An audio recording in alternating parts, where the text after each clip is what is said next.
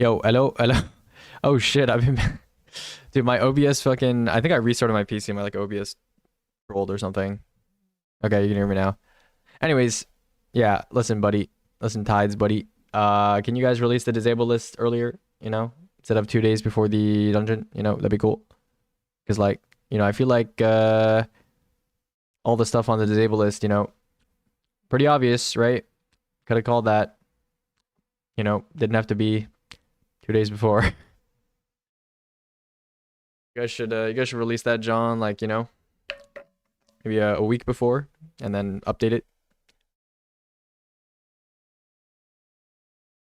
No reason not to do a little earlier because you guys updated anyway, right?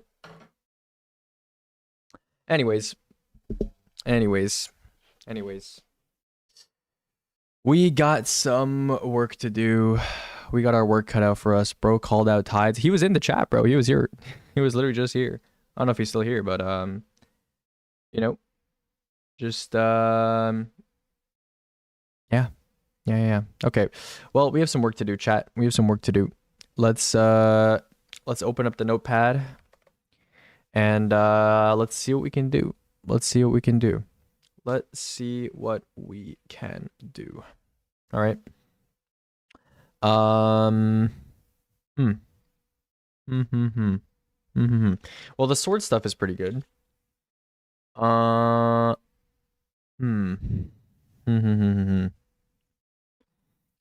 Let's see. Partly because they're trying to make fixes to the last minute, like for today's patch. I doubt it. I doubt it. I doubt it. Okay, stuff I would like to test today. Stuff I would like to test today. Still hunt options. I'd like to test that. I would like to test what else do I want to test actually? I want to test more sword stuff. Oh, I want to test finality plus something. And is there anything else I want to test? Should I add like a whisper or something to this list? Non-stop for days now. We gotta do the work. We gotta do the work, bro. All right, should we add like whisper or something? I don't know. Is that something we should add at this point? Whisper of the worm. Hold on, let's see snipers. Okay, we could do. Oh yeah, we could add in something with Izzy. Yeah, because kinetic synthesis. The biggest thing with this disable list is biggest thing with this disable list is there is no kinetic synthesis. Kinetic synthesis is not disabled, which is surprising. Yeah, no kinetic synthesis disable. So that's actually quite good. That's actually quite good. Because it means that for sword bosses, if you want a guaranteed, extremely brain dead, no ammo problem whatsoever option, you can use the lightsaber. That is guaranteed to not run out of ammo with kinetic synthesis. So that's nice. I really thought they were going to disable kinetic synthesis, but I guess not. And then for sword bosses, I mean, obviously the sniper is out. The sniper is out. But you can use Izzy. You can use Izzy with kinetic synthesis. So,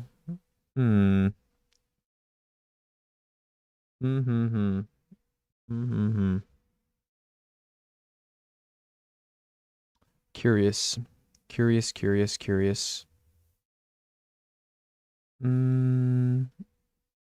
wonder if div finality sniper is going to be like, maybe NLB. Maybe it's New Land Beyond. Hey, that's the tech. Hold on, if you drop Darcy from Praedyths, what does it become? It's like the same as New Land Beyond, right? Maybe New Land Beyond is the new tech, Maybe New Land Beyond is the new method. Actually, no, this doesn't account for the fact that you can use finality on top of it. Okay, well, New Land Beyond is probably not the tech then. Yeah. Low key, I mean, it's probably a Praedyths angle, bro. It's probably a Praedyths angle. It is probably a Praedyths angle. Or it's a something angle. I need to farm for a something then. Okay. What do I even write here? Izzy options. What would you even use Izzy with, though? I'm not even sure like what you would use Izzy with. You could do like Izzy like heavy GL or something. I don't even know. What would you even use Izzy with? Because like Izzy, if you use it with Shooter, you can probably get like 7 or 8 Izzy's off before you fully run out of ammo. So yeah. Okay, before we get started here, let me go to the equilibrium prep guide, and I'm just gonna nuke half this document because half of it is just irrelevant now, right? Like, don't need this shit anymore, right? Don't need this shit anymore. Lol. And this is just fucking disabled, so you're not using that shit. Okay, let's see. I'm gonna have to rewrite this entire thing, bro. Man, fuck this shit, bro. Oh my god. Whatever. I'm gonna have to rewrite like literally half this shit, bro. Thank you, Bungie. Thank you. Dude, guys, you know I was 40 minutes into recording the day one video when I saw on my second monitor that they released the disabled list, and then I saw A499 was on the list, and I was like, oh, okay, that's nice. Yeah, thanks, man. Yep, that's real good. That's wonderful and stuff. Thanks, man. Thanks, guys. That's so cool. I wasted 40 minutes of my time. It's fine. Just drop this as well. Okay, so it's actually low-key not that big of a deal. I think here's what's gonna happen, okay? I think probably for crit bosses, people are gonna use finality Praetus or finality something something plus div. Or you could do 3 finality something something, right? And then what else is there? Or maybe like still hunt options. That's a thing for hunter, I guess. And then for sword bosses, it's the same meta. It's the same thing. What roll on something something? Triple tap and honing. Okay.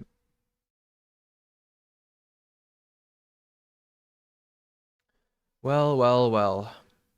Well, well, well. Well, well, well. All right, that's fine. That's all good, guys. It's fine. It happens or something. It happens. It happens. It happens. I hope they don't disable kinetic synthesis though, because that mod is kind of fun. But they might disable it. It's a bit strong. It's a bit strong. Is something better than Praetus? Oh, I just realized the volatile mods are disabled, so there's literally no reason to use something. Yeah, fuck that shit. Fuck that shit. Yep. We're not using that. That shit's disabled. The fucking volatile mods are disabled. No ban on Cabal mod is hurting me. It is banned. It is banned. The volatile mods are banned. Okay, so we don't even need to test something. So really, the only thing we need to test is, we almost basically need to test nothing, to be honest with you. What do we even want to test? Do we want to test Izzy Heavy GL or something? Like, that's not serious. I don't know. Is it even worth testing Izzy for stuff? Like, I don't even know.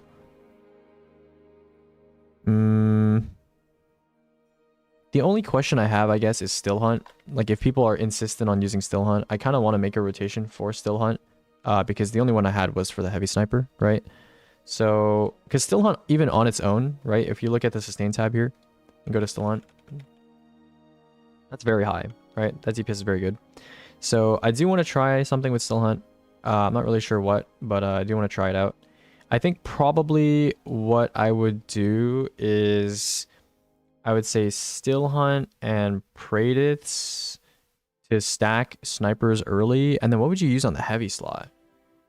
In the heavy slot, you could use like a crossbow because you're not gonna have galley. You could do rocket. That's like the unk thing to do, but crossbow works, I think. Yeah, crossbow kind of works. I guess I'll do a Still Hunt crossbow rotation, which is nice because I don't really need to farm for anything then. Yeah, let's give that a try, I suppose. Yeah. Oh, and I guess Navigator's disabled too, isn't it? So there's no grapple melee. Wow, okay. Well, that makes my life very easy. Now I can just take this out. That's gone. That's been shot. Yep, that's out too. Wow. Excellent. Excellent, excellent, excellent. Really, truly excellent stuff. Okay, you know, this is kind of a good thing. It's a good thing and a bad thing. Okay. I will get to focus more on specific rotations and designing stuff for specific team setups. So that's kind of exciting. Okay. Maybe mention Still Hunt on his own to run MG for neutral. I mean, I guess you can. Yeah, that's an option. Yeah, you could run just like Still Hunt and then just dump Praedyths after that if you want. I guess that's an option. Okay. So chat, what do we think we are gonna do for Still Hunt stuff? I mean, I guess technically, if you don't care about kinetic mod, then you could run.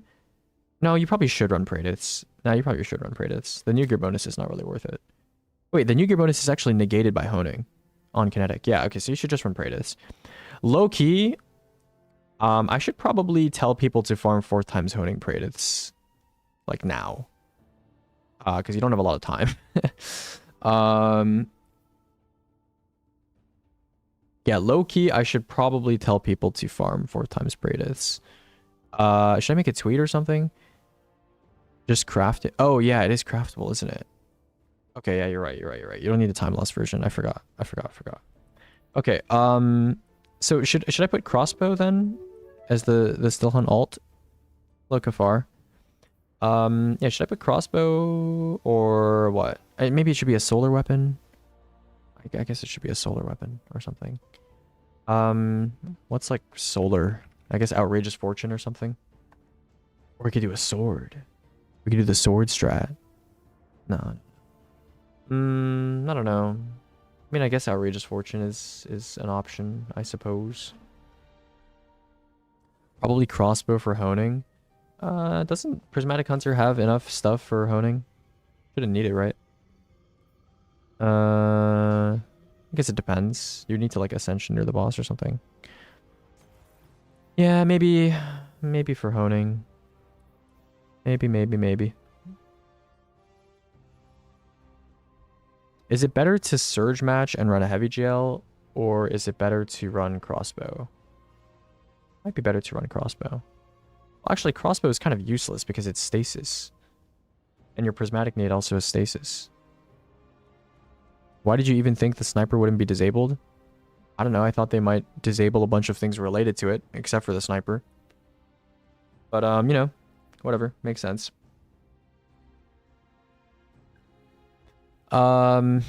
Okay, I mean, what crossbow can we even run that's not, submersion? There isn't even one, I think. You want to run a high ground, envious, a good shout? Like, I think that's a bit corny. Maybe we don't run honing on Praedyths. Maybe we run like, I don't even know. Run like precision instrument or something instead. Opaque hourglass. Did you test sanguine yesterday? You're not using sanguine during mechs. Getaway and sanguine are pretty similar damage wise, and getaway is better for mechs. Backup mag wasn't disabled to fix the illegal roll. Backup mag was not the problem. I mean, it was one of the problems, but it wasn't the problem. The main problem. How does one stay alive with this and not swap? You swap this weapon to something else, and I guess you could just run a machine gun. I don't know. Low key, you don't really need a heavy. You can just dump Praedyths after you're done with Still Hunt, to be honest. So I'll probably just do that. Is machine gun. What's like the most annoying element to proc on Prismatic for honing? It's like, I don't know. Because you can do like stasis from your prismatic nade. You think it's void? Void, okay.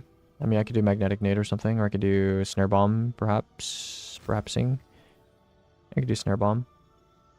Yeah, because you can easily swap the snare for damage, I guess. And then, I mean, strand is pretty annoying too, isn't it? I guess I could run a strand machine gun. And then I would have void, and then I need arc. Ugh. That's annoying. Is there a machine gun that can do both? Not really, right? We could run Qua Vinctus. Run Qua Vinctus. Okay, I mean, I could run magnetic and threaded spike. Yeah, I could run magnetic and threaded spike. And yeah, and then I would need an arc machine gun. Either that or I could run arc bolt and a void machine gun. Would I rather have a void or an arc machine gun? Probably a void machine gun, right? I don't know, dude. Run corrective measure or something. Yeah, I don't know. Probably rather a void machine gun, right? Okay. So we could do this and then run arc bolt grenade. Okay. Yeah. I mean, this is a bit stinky, but that's whatever. Archie, thanks for the 4 months. Yep. Yep. Okay. I mean, I could try to make something happen with this, I guess. Ugh. Could run Song of Your Youth for arc. Yeah, you could. You could.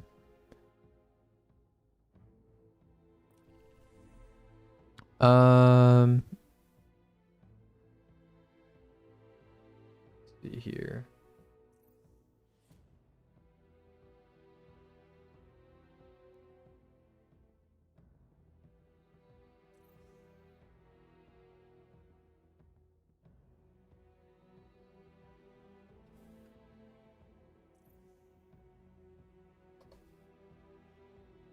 Hold on, I need to look at this tweet, see if it's anything important. Is it important? We will see. Okay, that's fucking useless.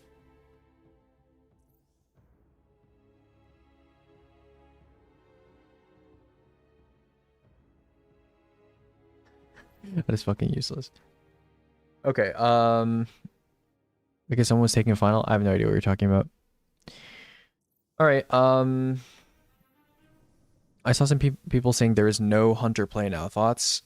No. My thought is no. My thought is wrong. Someone said that yesterday. I'm trolling. I know someone said that yesterday. I'm trolling. Okay, you know what? Let's get this still hunt shit out of the way. Yep. Let's get it out of the way. Let's go. Let's go. Get it out of the way. Let's get TS out of the way.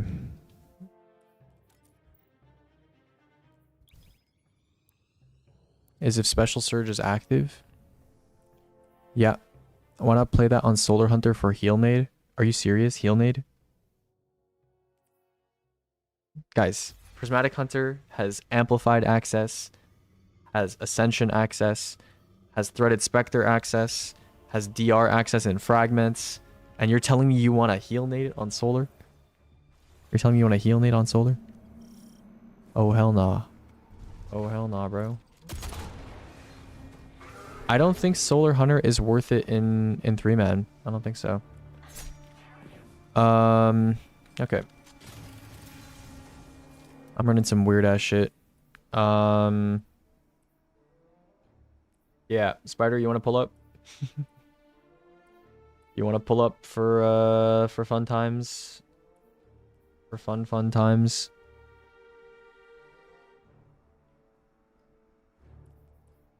One test, man. One test. How do you do the speed loader slacks method? Bro, please don't do that on day one. Please don't actually do that. Orbit? Oh, fuck. Okay, if you really want to know the speed loader slacks method, it's you pull out an unloaded crossbow while holding fire. So hold left click while you're pulling out the crossbow. And then you press dodge after a delay. That's it. Yo, Tides, you're here, bro. You gotta answer me, bro. Can you guys, like, you know? Oh, fuck, bro. I'm on GM. Can you guys, like, you know, release the disabled list, you know, a little bit earlier? You know what I'm saying? Like, you know, maybe like a week early, you know? And then you can update. You can still update it because you guys update it anyway. You can just update it over time, you know, if you need to, right? I feel like everything on the disabled list, you know, it's fairly obvious. I feel like a week ago could have been released, you know? As you know, release a little bit earlier, you know, that'd be cool. You know, 60% of the time works every time. Low key, I'm better at it now. Low key, it's pretty consistent. That's pretty consistent. Okay, I need to infuse stuff. What is like underpower? Oh, it's this class item. Ay ay ay ay ay, bro. Ay ay ay. Oh, and my fucking machine gun too. I mean, low key, do I have a hold on. Is machine gun. Don't blame Tides. You said yourself it was obvious. I'm not blaming Tides, bro. I'm just saying, bro. You guys want to release that shit a little earlier? You know what I'm saying? You guys want to release it a little bit earlier? That'd be cool.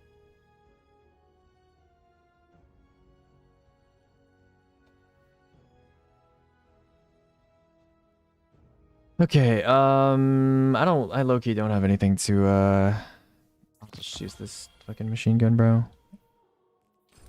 I'll just use this Quavinctus. Quavinctus. That's what we're using for honing. Okay. Is this high enough to get into ultimate? Yeah.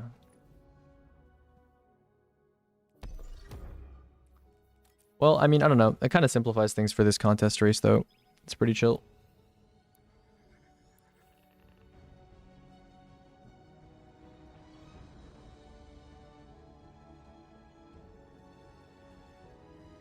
Dude, I'm getting asked if people should use rewind rounds or 4th times on Pradits, bro. Oh my god. Fake fans.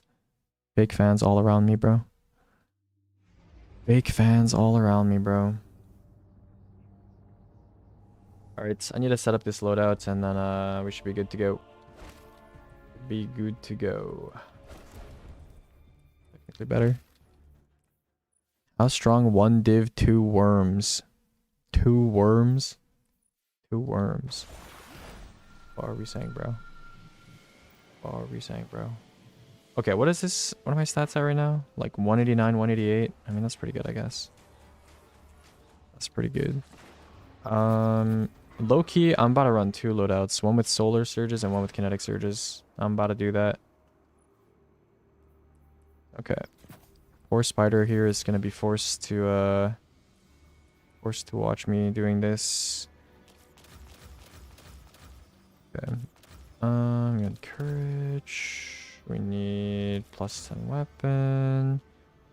Probably hope as well. What else should we run? Could run purpose, I guess. Perhaps. I don't know what to run. Run purpose.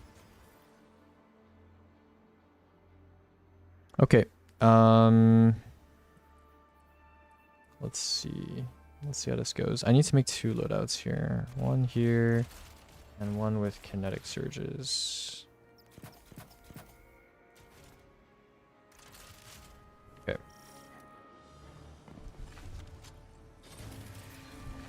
Okay. Let's figure this out. I don't know when I should transcend actually. Okay, this is kind of awkward. Hold on. I'm probably not gonna get this rotation right the first try. Let's see how it goes though. Let's see how it goes. I'm good. Yeah, we can try it. Okay.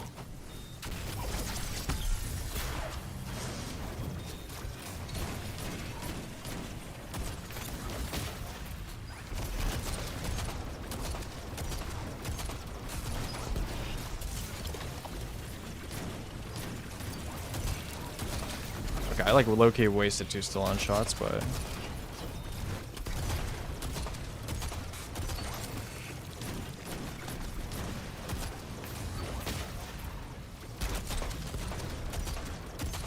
yeah, I kind of fucked up with my still on usage here.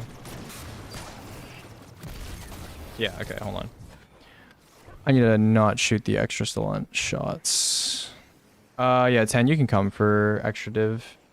No holster. If your class stat is high enough, you shouldn't need a holster because you can just ascension to reload your still on. I think it's worth it over the surge. They bring back div stutter firing. Yeah, you're good, Spider.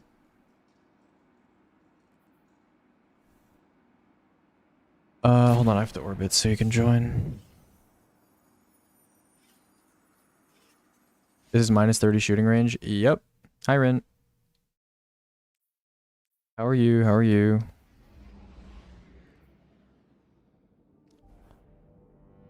Let me see here.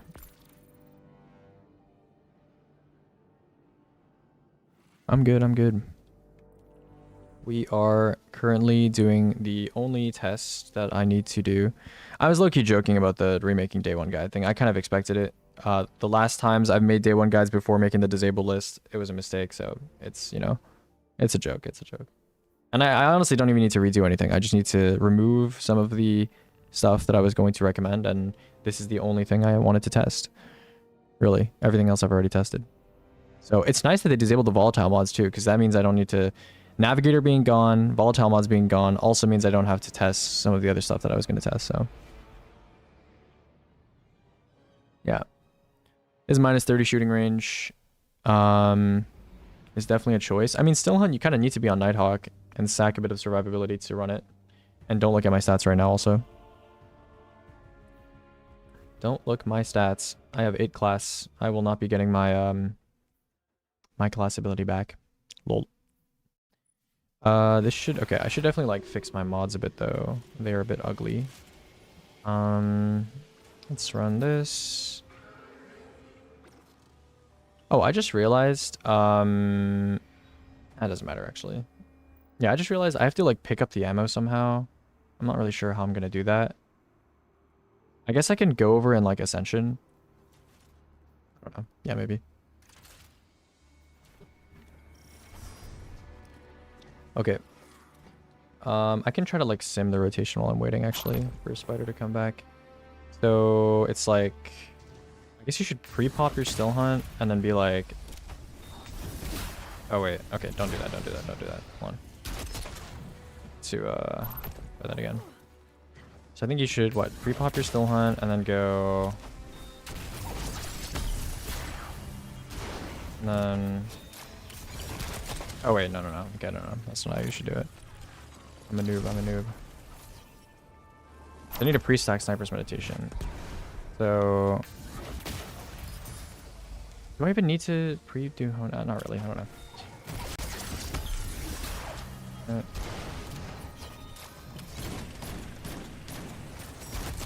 Okay, and then...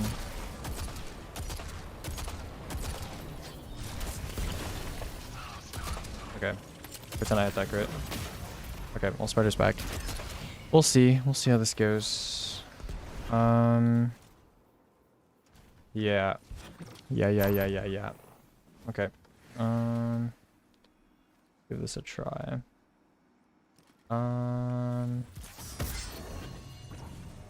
Sure. Hold on, you know what? I'm just gonna use this for practice. Yeah, you can go, you can go. Yeah, you can shoot. So...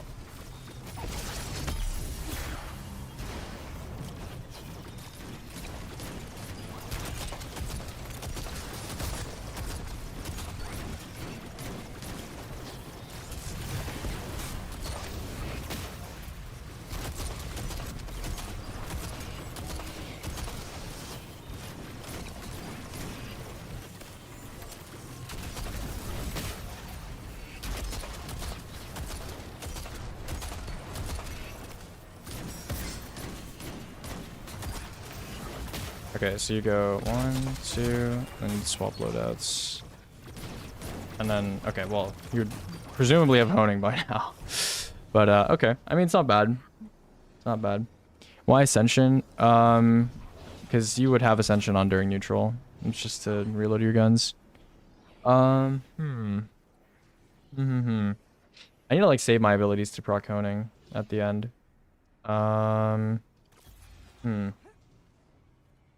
I should just, like, not throw any abilities, actually, at the start. Okay. Alright, yeah, we can go. We can go.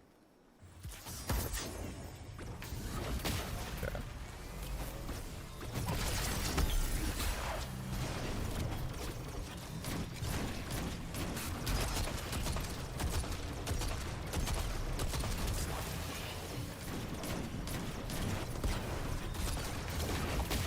Okay, I need to stop throwing abilities now.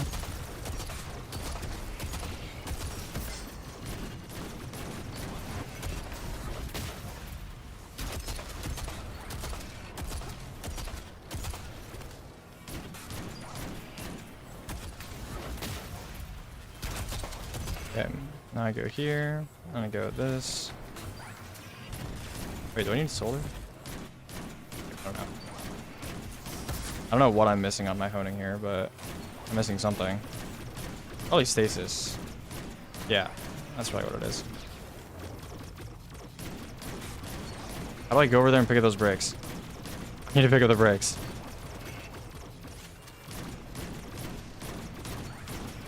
Okay. Missing strand from machine gun? No, it's definitely stasis from the prismatic nade. Yeah. I mean that's all right, I guess. Not amazing, but it's probably good for short phases. Second loadout can have a primary shoot to loot option. Yeah. Yeah, that's an option. Do I have a shoot to loot explosive payload? Yeah, I could put that on, I suppose. I don't know if it's good to have honing on parade. It's like I don't know if I would want to run like PI or something instead. I don't know. Yeah. Yeah.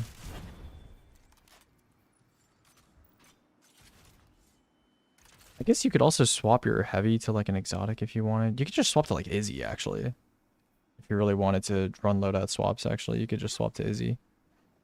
Why not just bait and switch? I guess I could run bait and switch too. I mean, I had honing times 4, which is basically the same thing. Bait. I don't think I have a grade this with bait. That's fine.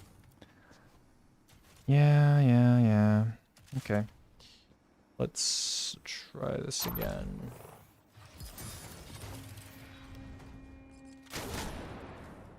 Yeah, I have to reproc bait, which is kind of annoying. But I guess I do have a machine gun and a energy thing, so it's not too bad. Okay, I'm ready.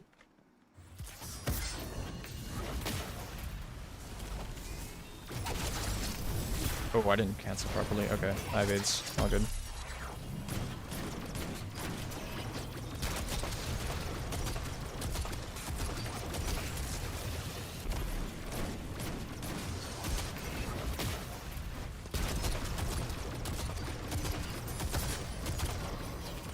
Oh wait, okay. I got well orbs. That's like fine, I guess.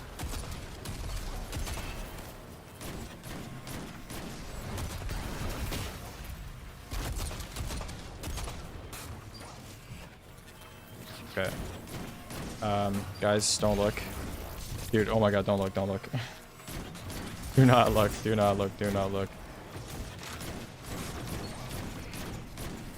I mean, it's like... Okay, I swear... Hold on. Do not look. Am I under... Yeah, that's what I thought. I'm under power. Yeah, I was gonna say those numbers do not look correct. I am under power. Okay. Wasn't the plan to take advantage of 40% honing on kinetics? Yeah. Oh, I guess it's actually 35% on ×4. I just can't... You can wait well until like 8 to 10 seconds just so there's like less overlap with extra orbs and stuff. Yeah. I need to... Fuck. What was I gonna do? I think Void is viable since they disabled Refurbished. Not really. Is it worth in 3-man? It's worth sometimes for consistency's sake on like longer range bosses. I was gonna do something. I forgot what I was gonna do. What was I gonna fucking do? I don't remember. Not swap will remove all ammo if you swap to shoot to loot, but I think with how many bricks there are, it's a worthy sacrifice. It doesn't do that anymore, I'm pretty sure. I don't think not swap wipes bricks from the ground anymore. Oh yeah, infuse my gear, that's what it was. Okay, I don't know what I need to infuse here I think it's just my tarnished metal, right? Yeah, I think everything else should be fine. Give me a second. I need to find something to sacrifice to my tarnished metal. Really, one of these random hand cannons will do the trick. Yeah, just grab this one.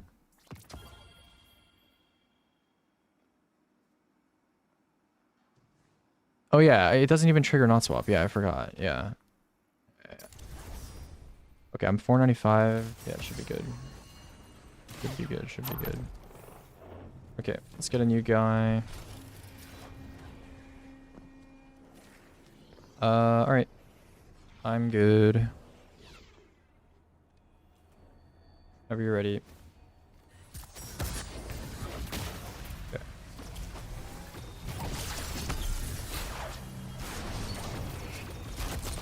Oh, okay, dude, I'm so bad. I'm so bad. I'm so bad. I forgot to pre-stack snipers.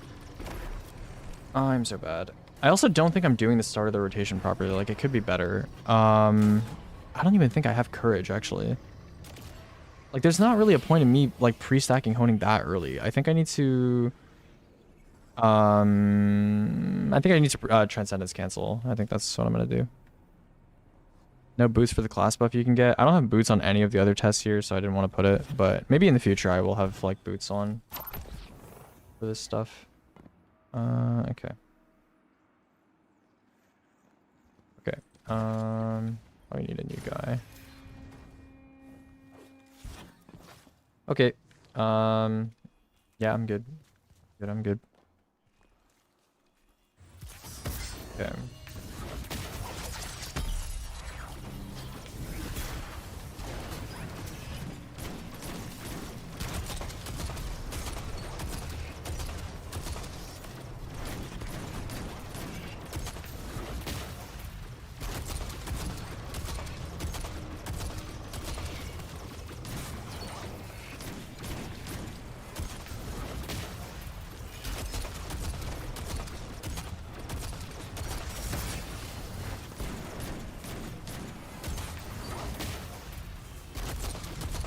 Okay.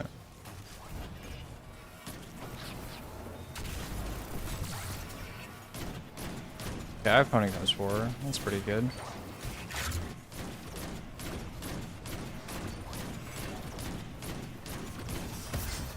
Dude, how did that not hit a brick? Hello? Oh my god. That's crazy. I think by the time I, yeah, I have this now. So I can get some honing stacks back.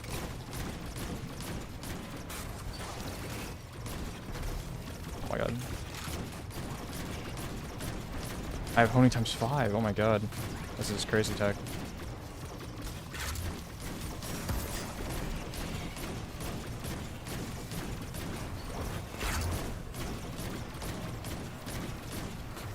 Okay.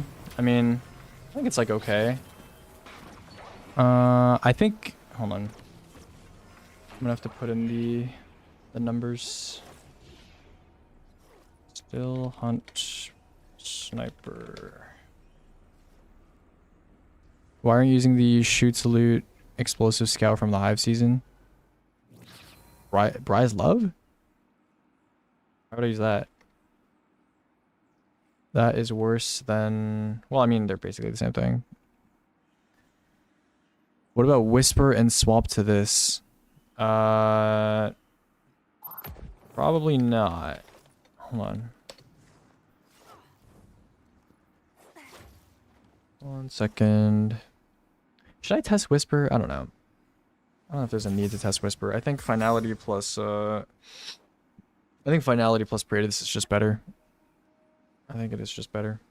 Okay, we're gonna add one more thing to the graph and then we should be good. So let me figure that out real quick.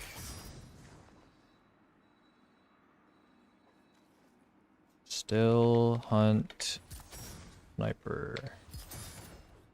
Why do you have to remake your guide? Because my guide made some poor assumptions. That is why. Okay, I don't think this is gonna end up being very good actually, but we'll see. Okay. Let's fix some of this stuff. And we should be good.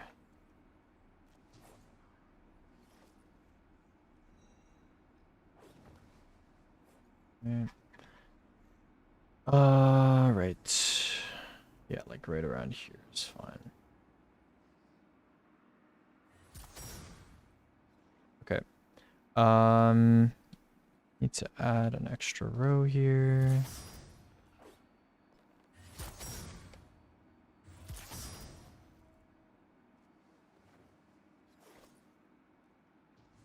a second, guys. Sorry.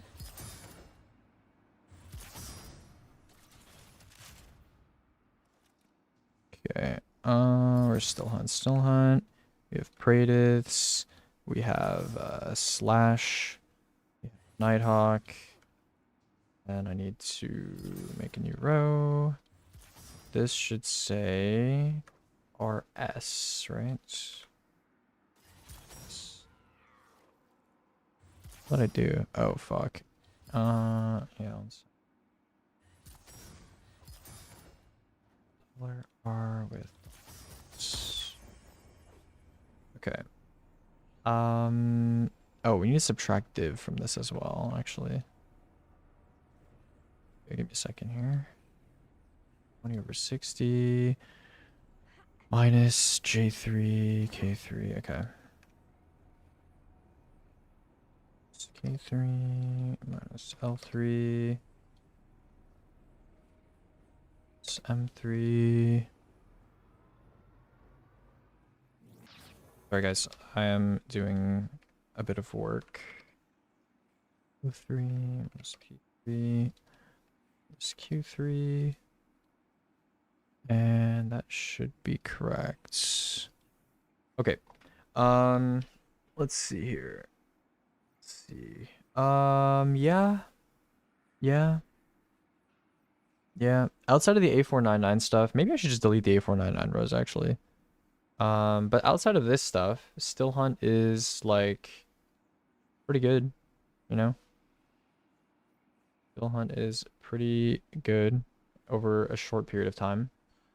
Over longer periods of time, it's not as good, but it's pretty good for like a 30-second phase. So I'll mention that. Yeah.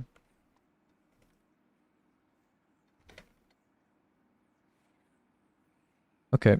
Let me go ahead and go to, is it this loadout? Yeah. Okay, that should be good. Okay, yeah. So the day one meta is actually a bit simpler then. Okay.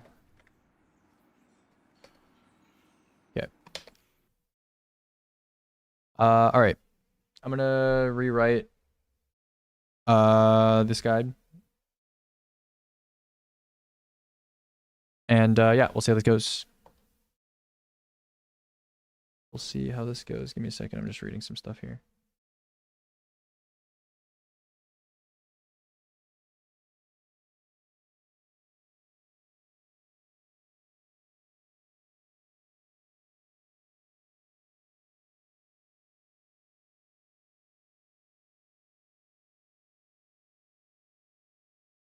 Why am I getting pinged in the ATP server? What? I've not looked at the server in like over a year, maybe over 2 years. Okay. All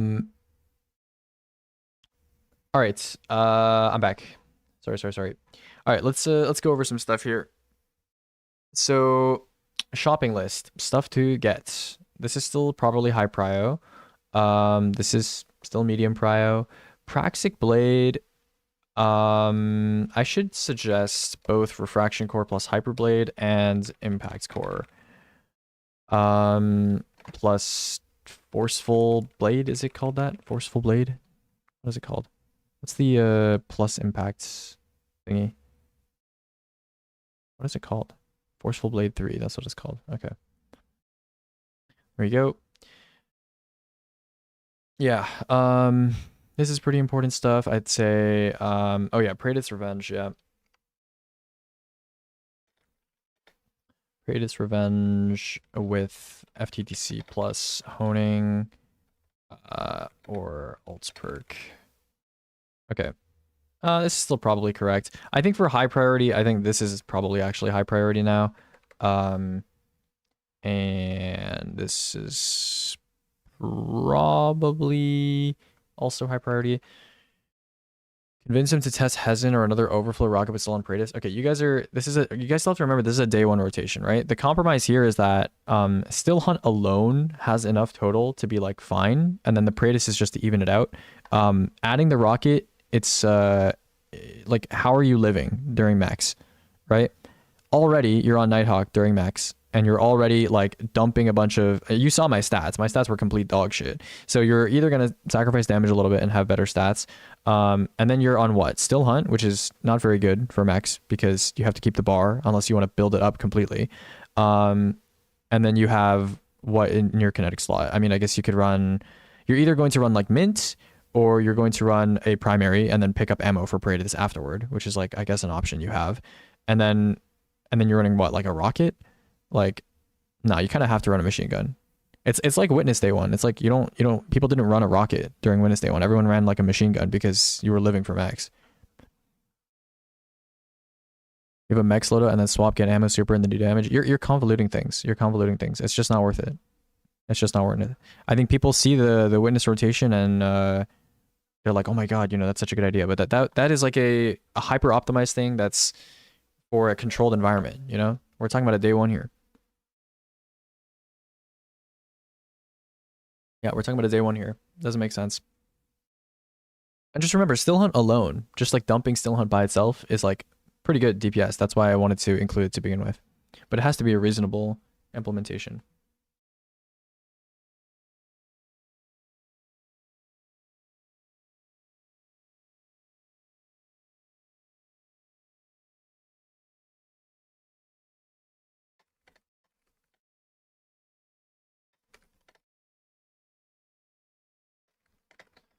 Sorry, 1 second. I'm responding to some DMs.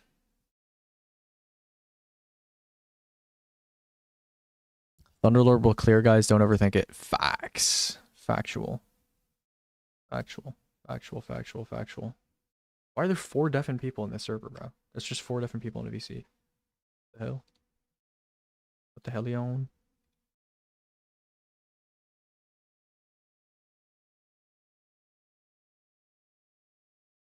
Okay.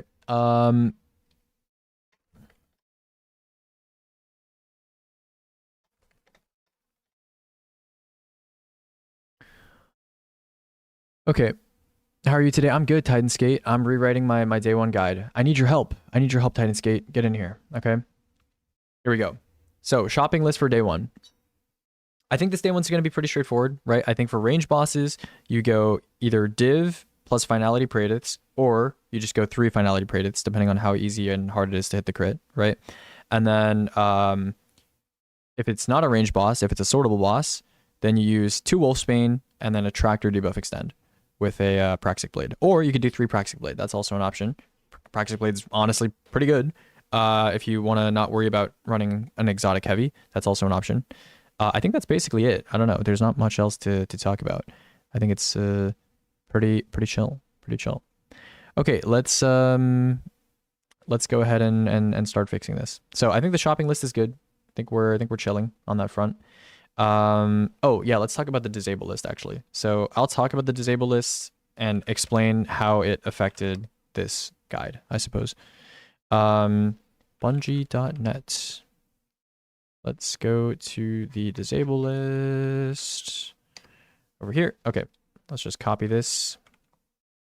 Put that John in here. Okay, so artifact perks, anti-barrier sniper rifle, 25% portal bug, and then kinetic rupture, Izzy 5x, no power scaling, Widow Silk enables grapple melee on unintended subclasses, Navigator, grapple melee related, refurbished A499, lot of bugs, / unintended interactions, uncivil discourse, insanely OP lucky pants damage, and all volatile mods. Makes NG not really a big deal. Think Praedyths over Lance / something. Okay. Cool. That's nice. Yeah, the shopping list is so trim. Okay. Composition, this is the same thing. Damage, Tractor into Praxic Blade / Void, or Ergo Synancia with Singularity Blade. Oh, I should probably make like an artifact mod thing, right? Um, yeah, I should probably make like an artifact mod thing. Mm, yeah. Okay. Um, artifacts. What's like important on the artifacts or neutral? I assume a lot of people are just going to use lightsaber with power from pain and stuff. Um, actually, I guess I'm not really sure how that would work actually.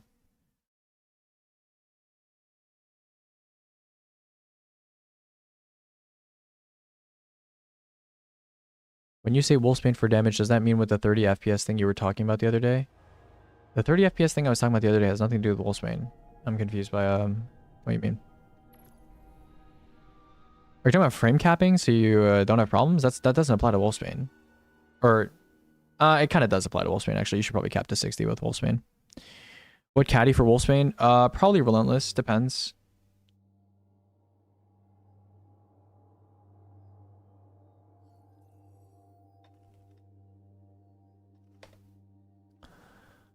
Artifact, I think they mean.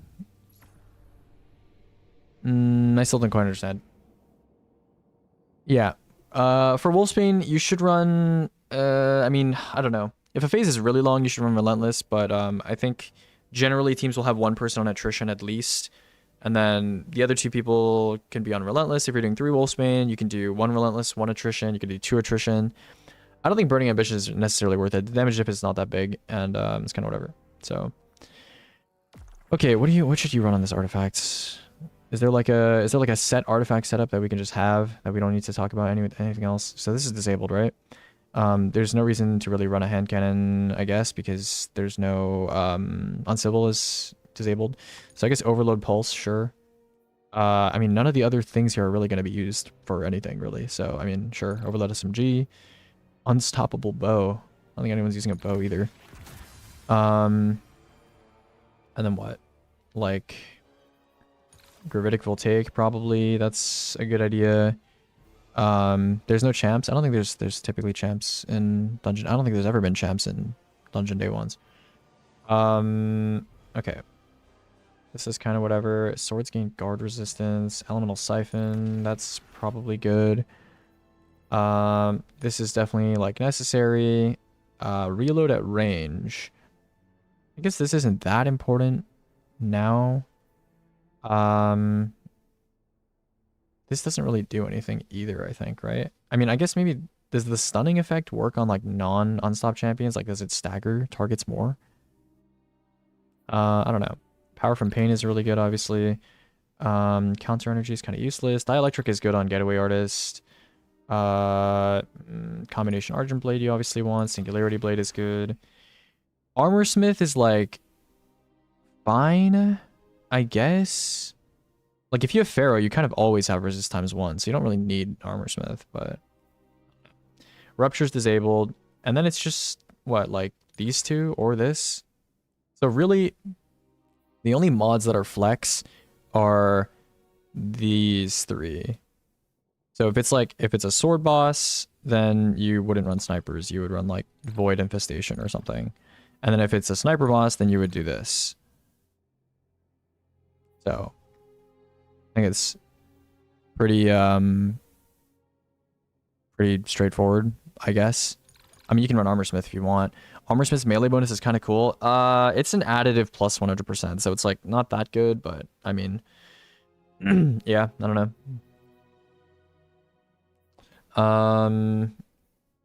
I'll just like, yeah, I don't know. I mean, I think you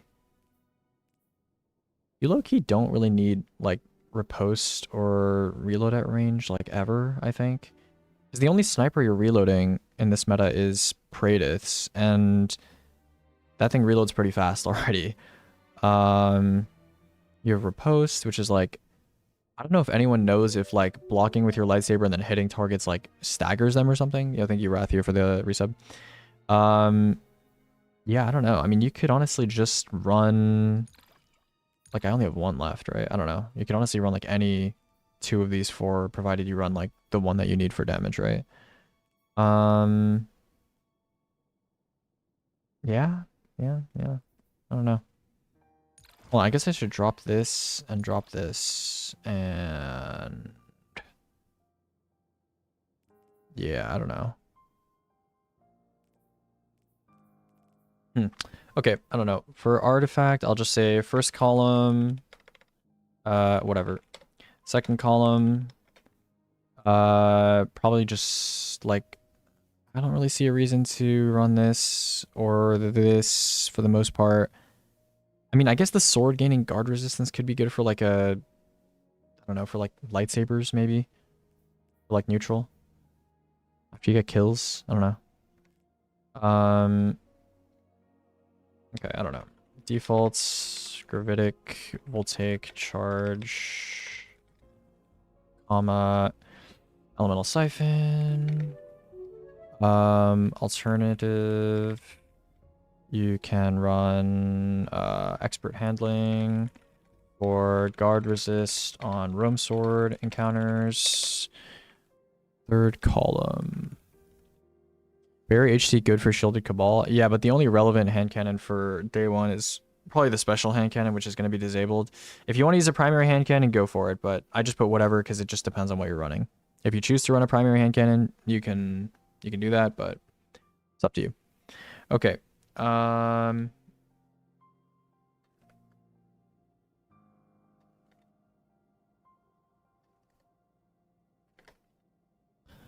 Okay.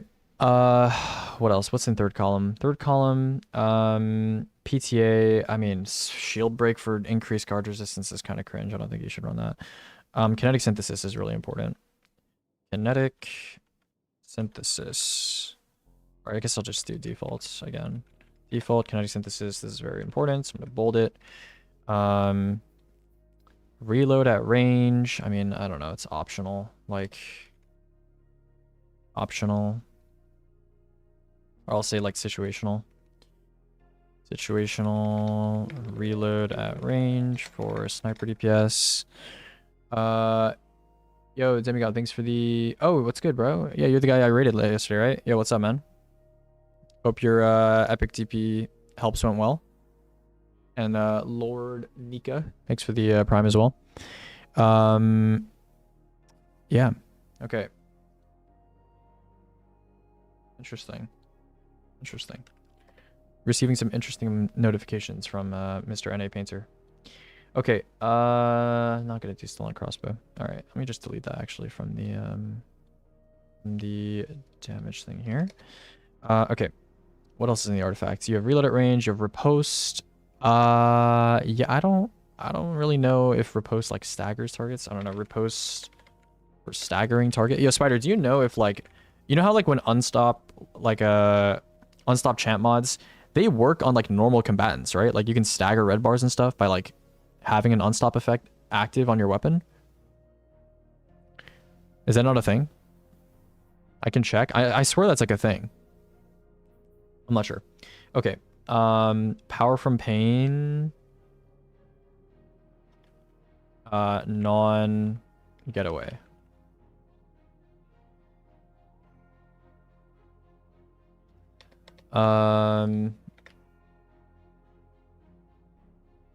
Okay. Fourth column. Defaults. What should you run? Yeah, dielectric is basically just good for like dielectric is good for like jolting builds, like gifted / getaway. Dielectric is pretty good. Let's say, I don't know, armor smith. I mean, armor smith can kind of be default, I guess. I don't know. I guess armor smith you should always kind of run, because there's not many things where it's like you wouldn't want to have armor. I guess if you're on gifted, you wouldn't want to run armor smith, but armor smith, if no generic resist source, if no higher generic resist source. And then I guess dielectric is actually situational. Dielectric for jolting builds. Armor smith would also affect swordmaster. Yeah, sure. I'll just mention that when I talk about it in the video. Counter energy doesn't do anything. Combination Argent Blade is a default. Combination Argent Blade, sword, DPS, and then Singularity Blade. Yeah, Singularity Blade's pretty good. Sword Roam and debuff extension. Okay. 5th column. Okay, by default in 5th column, this is kind of whatever. Kinetic Rupture is disabled, and then you have these 3. So it's Sniper's Meditation. For Sniper DPS, you have Sword Storm combo. For Sword DPS, or Roam. And you have Void Infestation, which is, I guess, for Roam.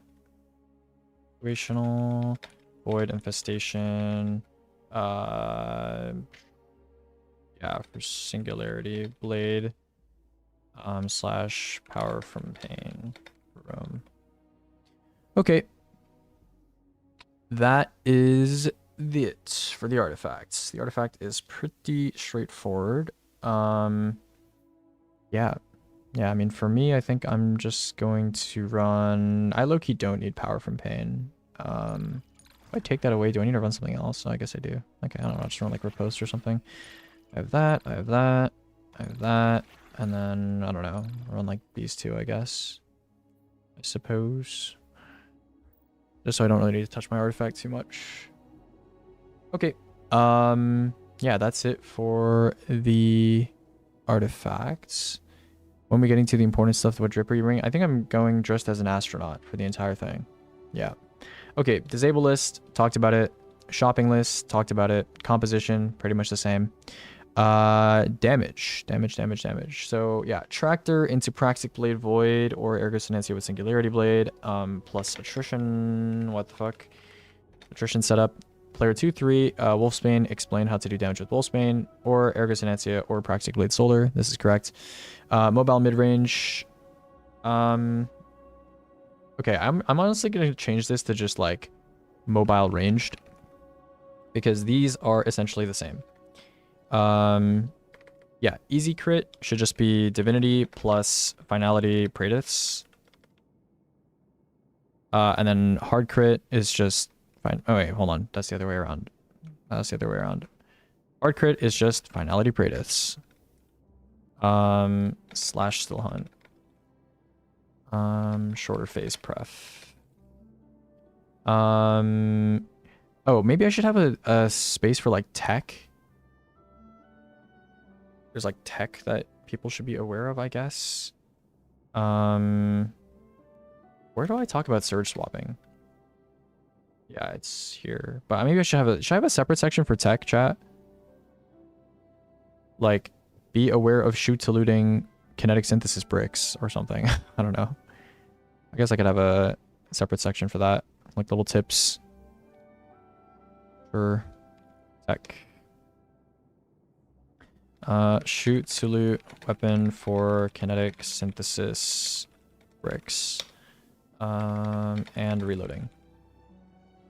And then we have a surge swapping for loadouts. So like Still Hunt plus Solar to Praedyths plus kinetic. Yeah. There's probably some more tech stuff that I haven't really like thought about, but yeah. This should be pretty much the same. Yeah, should be pretty much the same. Okay, damage, Hunter, Nighthawk, Prismatic, Still on bosses, Beware of Blessing Override. This should be pretty much the same. Boots, Getaway, pretty much the same. Curious, the same. Yes. This is irrelevant now. Relevant loader mods. 1 copy. Relevant 1x loader. Possibly redistribution mods. Yeah, sure. Any good alternatives to Praedyths? No. There are not. I mean, I guess theoretically you could run like a rewind bait like Supremacy, and then you'd probably still have ammo because of kinetic synthesis, but I wouldn't recommend it. What weapons should Titans be running with Curious for range boss? Just run Finality Praedyths. Just run Finality Praedyths. That's it. Yep. I think the tech is going to be Finality, Shoot to Loot Rocket Sidearm, and Praedyths. And if you have trouble proccing Honing on whatever class you're running, you can just run Bait, because Bait is really fucking easy to proc with those weapons. So yeah. I'll just put FTDC / Honing BNS.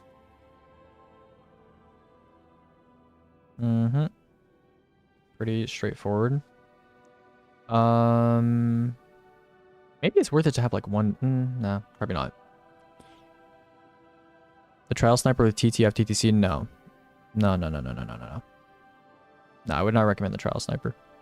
It's an aggressive frame, no damage perk if you choose to run that setup, and it's completely unnecessary. Because ammo is not a problem when you have kinetic synthesis. Finality Kata is mandatory? Yeah, it has bait and switch. What does div user use for backup DPS if out of div ammo? Probably just Praedyths. Probably just Praedyths, yeah. You can run some sort of DPS heavy, but I'm assuming you're probably going to be on a machine gun or something like that. Or you can swap to Izzy and just dump Izzy if you don't have a lot of time left in the phase. Supremacy is a good alternative if you do not have Praedyth. No, there is no good alternative to Praedyth, but Supremacy is like the only thing I can think of. You should just try to get Praedyths. I mean, you have time. What if kinetic synthesis gets disabled? If kinetic synthesis gets disabled, chalk our whole souls. Chalk our souls. Lance Ephemeral alternative. Well, I wanted to suggest something kinetic because of kinetic synthesis, but yeah, Lance Ephemeral would be... If kinetic synthesis gets disabled, just use Lance Ephemeral. Yeah. If kinetic synthesis gets disabled, you can just use Lance Ephemeral. Because then they're essentially the same. There's no upside. Yeah. You know what I just realized is you can swap to a kinetic weapon, pick up the kinetic synthesis bricks, and then swap to not kinetic weapon. You know? I just realized that. Like, if you want to do DPS on, like, I don't know, the new dungeon sniper or something, you could do that, and then swap to a kinetic... I mean, actually, no, you wouldn't be generating the bricks. Okay, never mind. Fuck that. Yeah, I'm stupid. That was a stupid idea. Okay. Is there anything that needs to be mentioned here? Yeah, ignore me. It was it was a noob idea.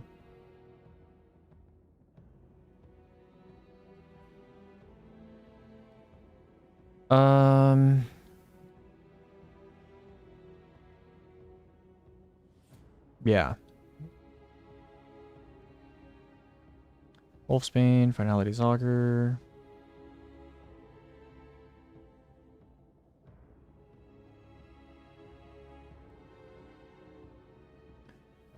Okay. I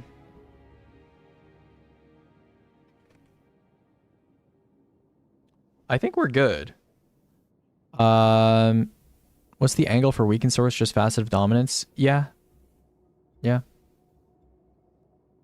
How is Microcosm with kinetic synthesis? I don't think Microcosm is very good. It's just worse than the sniper stuff. Because we have Sniper's Meditation this season. Also, even if we didn't have Sniper's Meditation this season, Microcosm is down here. At 2600 DPS. This is just worse than Thunderlord, I think, by a long shot, no? 75k. Thunderlord. Yeah. At that point, just use Thunderlord. I mean, I guess you could, you know, Microcosm has more ammo, but, you know. I don't know, Microcosm is not very good.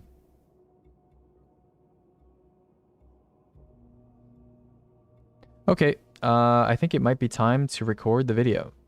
It might be time. It might be time to record the video. This is going to be very haphazard, but yeah. I actually did not want to record this video on stream because this is going to be a very long video. I'm probably not going to interact with chat for over an hour straight. But I kind of have to get this video done, so. Might be time. It might be time. It might be time. Okay.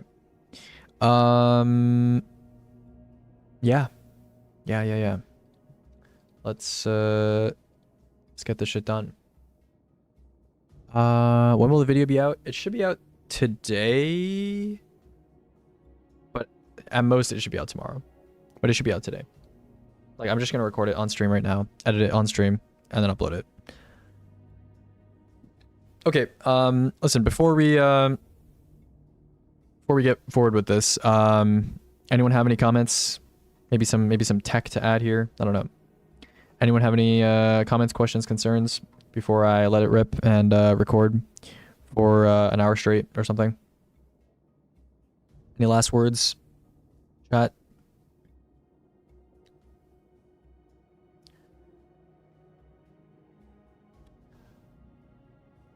Can you post the stocks in your It'll be in the description of the video if you want to see the doc. But obviously I'll be showing the doc in the video, so you just like look. But I'll also put a link to the doc in the description. Okay. Yeah. Let's get started, shall we? Let's get started. Let's get started. Hello. Oh, hold on. Hello. Okay. Here we go. All right, I'll try my best, guys. I'll try my best. We're gonna one take this entire guide. You know, it's gonna be easy, very easy, chill. It's gonna be all good. Let's close dim. Let's close the game. And yeah, let's get started. See you on the other side. Do this. Are we good? Are we rolling? Okay.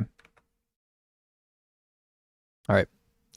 Hey everyone, really excited. We're done with Renegade's analysis and we're finally going to be showing you guys the Equilibrium prep guide. I've been working on this for the past week or so, and it's going to contain a bunch of stuff, interesting sections. We have the disable list, which came out literally within like the past hour or so, I think. So I've had to change some parts of this guide a little drastically, but nonetheless, you know, we stay moving. Lots of damage recommendations, lots of discussions on loadouts and stuff like that. We have a little shopping list for you guys, which is pretty trim. I know you only have 2 days, but you know, it should be enough time, honestly, to get whatever you need. It's a pretty short list. We got team comp, lots of questions about team comp. We got damage strategies, we got builds. We have some small little techniques that might help, especially given the artifact and the certain damage strategies that I'm going to recommend. Maybe some stuff involved there. And then a couple discussions on trade-offs, actually, because I got some questions about, should I use Fortune's Favor or Nighthawk? Is Sentinel Shield worth using in 6-man? Blah, blah. So not necessarily like completely related to the dungeon. Some of it's like 6-man stuff, but some questions nonetheless that I thought should be answered. So that is the outline. We have a lot of stuff to go over today, so strap in. Visually, this video is not going to be like slideshowy or anything like that because it's just raw information focused, but I think that's what you're here for. But you know, it's not going to be too pretty. Sorry about that. But you know, I'm prioritizing, again, information throughput here. So with that out of the way, let's go ahead and get started with the disable list. So we had some predictions for the disable list. You know, is the sniper going to be disabled? The A499, the heavy sniper, certain artifact mods. And I think the disable list is pretty realistic, pretty reasonable. Nothing super out of the ordinary here. I'll just explain, for those of you who are not caught up, why certain things are disabled and what the ramifications are for the stuff that isn't disabled. Okay, so first, artifact perks. Anti-barrier sniper, for whatever reason, just like last season, Unstopped Sniper had a bug where it was like overcharging snipers in all portal activities. So right now, if you go into the shooting range and if you have anti-barrier sniper enabled, snipers will do 25% more as if they're overcharged, like the old overcharge master system. So yeah, a bit weird. I don't think it would affect the dungeon because I don't think the dungeon is a portal activity, but regardless, that's why that's disabled. Kinetic Rupture was not scaling down in power like we talked about in the previous video where we were discussing artifact mods. So even at, you know, minus 30, Izzy is basically getting its damage multiplied by like 5 times if you shot a Rupture. So that's why that's disabled. Abilities, Widow Silk and Navigator, these are both grapple melee related. As you probably saw in the abilities video, I think we talked about this, but Widow Silk is allowing non-grapple melee subclasses to have access to grapple melee, which is probably not intended. I don't think it was going to affect the integrity of the race or anything like that, but it's obviously not working as intended. Navigator, similar thing. Refurbished A499, a lot of bugs with this thing. You know, backup mag was dropping on it, wasn't supposed to. You can get like 4 in the mag, 12 with Envious.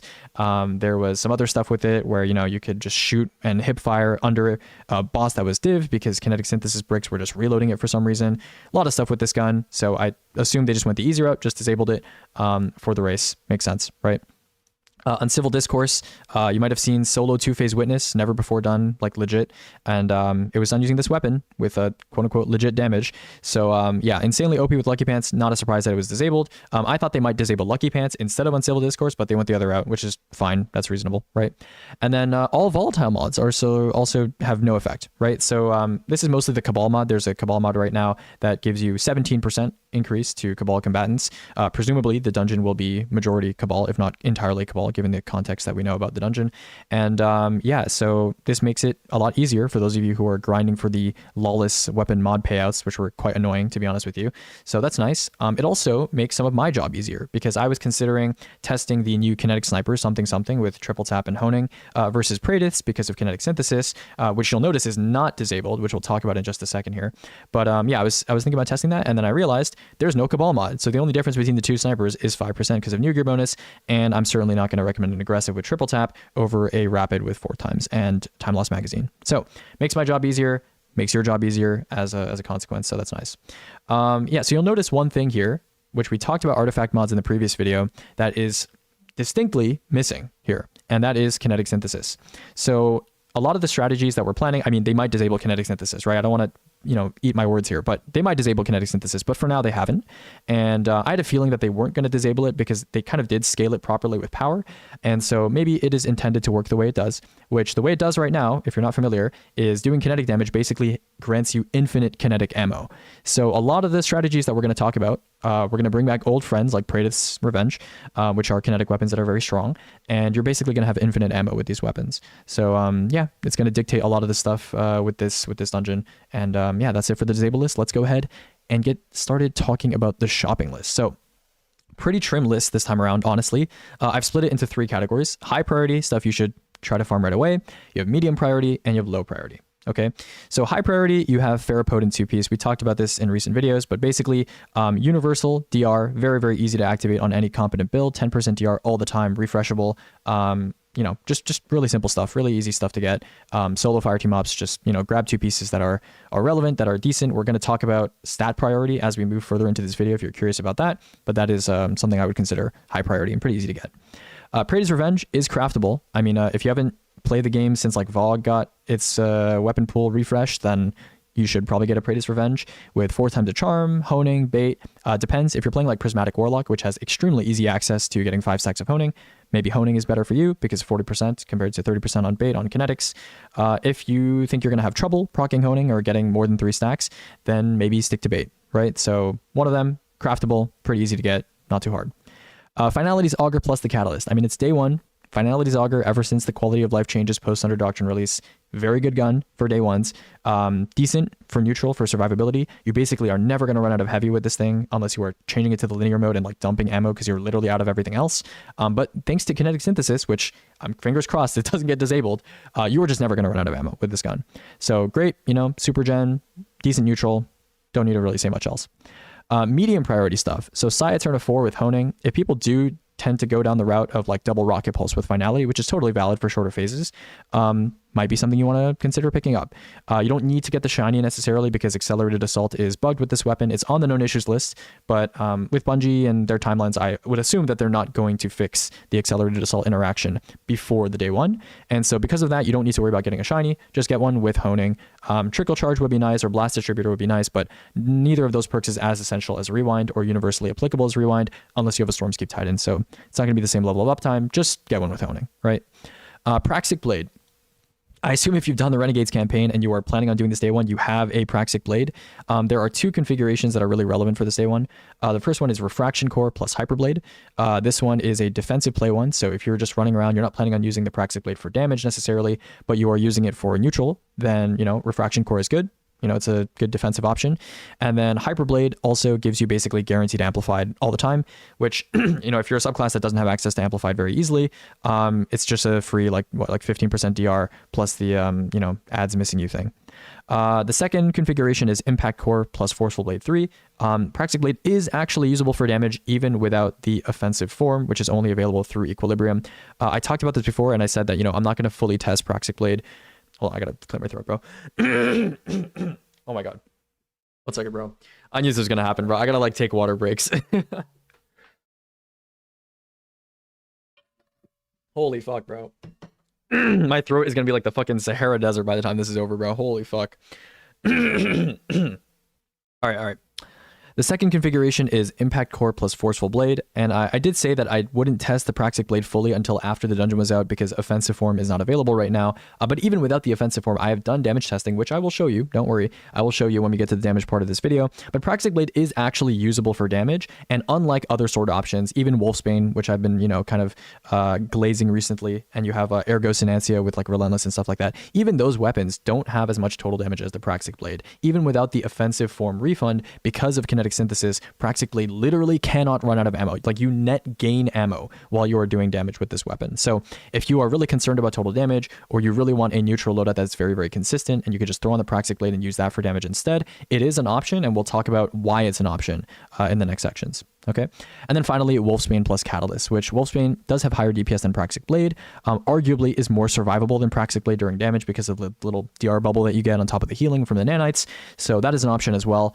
Get the Catalysts. All the Catalysts besides the subroutine one have some use in kind of endgame DPS, so get all of them. I mean, you can get all of them in one run from what I know, so you may as well just get all of them from Heliostat. Pretty easy, just grab some friends and just run it through and watch an ESO video or something, And then finally, low priority is Swordmaster 2-piece / 4-piece. So if you're doing sword damage to a boss, which all the signs right now in the world, all the signposts are saying there's going to be a swordable boss in this dungeon, almost definitely, right?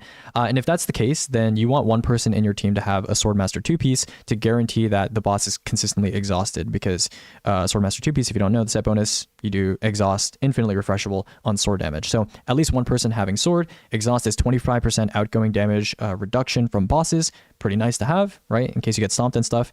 So that's pretty easy. And then 4-piece also, this is low-key like a little bit of tech from me. I'm going to try 4-piece for neutral roam with lightsaber, because it's basically infinite 50% DR when you're not blocking with your sword, which I think is pretty cool. It's certainly like, I guess, higher DR than like Pharaoh and like Ion if you're running something like that. But certainly feel free to run like Pharaoh Smoke or whatever you're comfortable running. I will discuss Swordmaster 4-piece as we move into the build section and why I think it's potentially interesting with the lightsaber. But it's kind of a quirky thing. It's not really necessarily a strong recommendation from me. Okay, so that is it for shopping list. Honestly, not much to get this time around. Some of this stuff you probably already have because it's been on previous shopping lists for previous day ones, like Finality and Praedits and all that stuff. So not much to farm. No volatile mods, no A499 God Roll that's shiny, no hand cannon that's shiny. Pretty straightforward, right? We like that. Okay, team comp. I've been getting bombarded with questions on team comp. Should I run a Titan? Is my Titan useless? Should I run Hunter? Is my Hunter useless? Some people think Warlock is useless, lots of different questions. I think by base, a lot of good teams right now are assuming that they're going to go into the dungeon with 3 Warlocks. And the reason for this, I'll explain some of the theory behind this, is generally on day 1, teams tend to craft with a damage intention first, and then they focus on survivability and mechs and stuff like that as a secondary, right? So I know a lot of people, when they approach me and they ask me about classes for day 1s and builds for day 1s, they're always thinking about, Nothing Manacles is so strong, or, Gifted Conviction is so strong. And they're always focused on the neutral. But a lot of teams, especially top teams, are really damage minded, right, when it comes to day 1 planning, and then they kind of build craft around what they need to use for damage, right? So it's kind of a secondary consideration, which you can agree to disagree about, that mindset, but that is typically how things go, right? And with the introduction of not swap to dungeon races, to raid races, you can no longer afford to run a damage exotic and a mechanics exotic. They have to be the same exotic, right? So on Hunter, your damage exotic is Nighthawk or Lucky Pants, which is obviously not on the table, right? So you have Nighthawk, or I guess to some degree Fortune's Favor, right? Depending on your setup. On Titan, you have Cuirass, and then on Warlock, you have a bunch of different options. You can run Mateo, you can run Sanguine, you can run Getaway, right? On Titan and Hunter, Cuirass and Nighthawk are famously not very good for survivability. I mean, by default, Prismatic Titan and Prismatic Hunter have a lot of stuff in their kit, from Ascension to Consecration and stuff, that helps with survivability, but they're not on the same level as Getaway, right?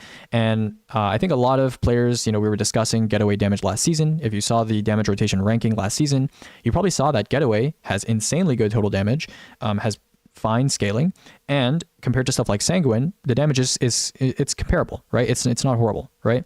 And so having an exotic that gives you access to insane survivability, especially with the changes to dominance and stuff like that. Like, I was not a fan of Getaway when the grenade changes were first announced, but once it was revealed that it works with dominance, stacks with grenade, does good damage, I'm on board. You know, I'm on board. It does a lot of stuff.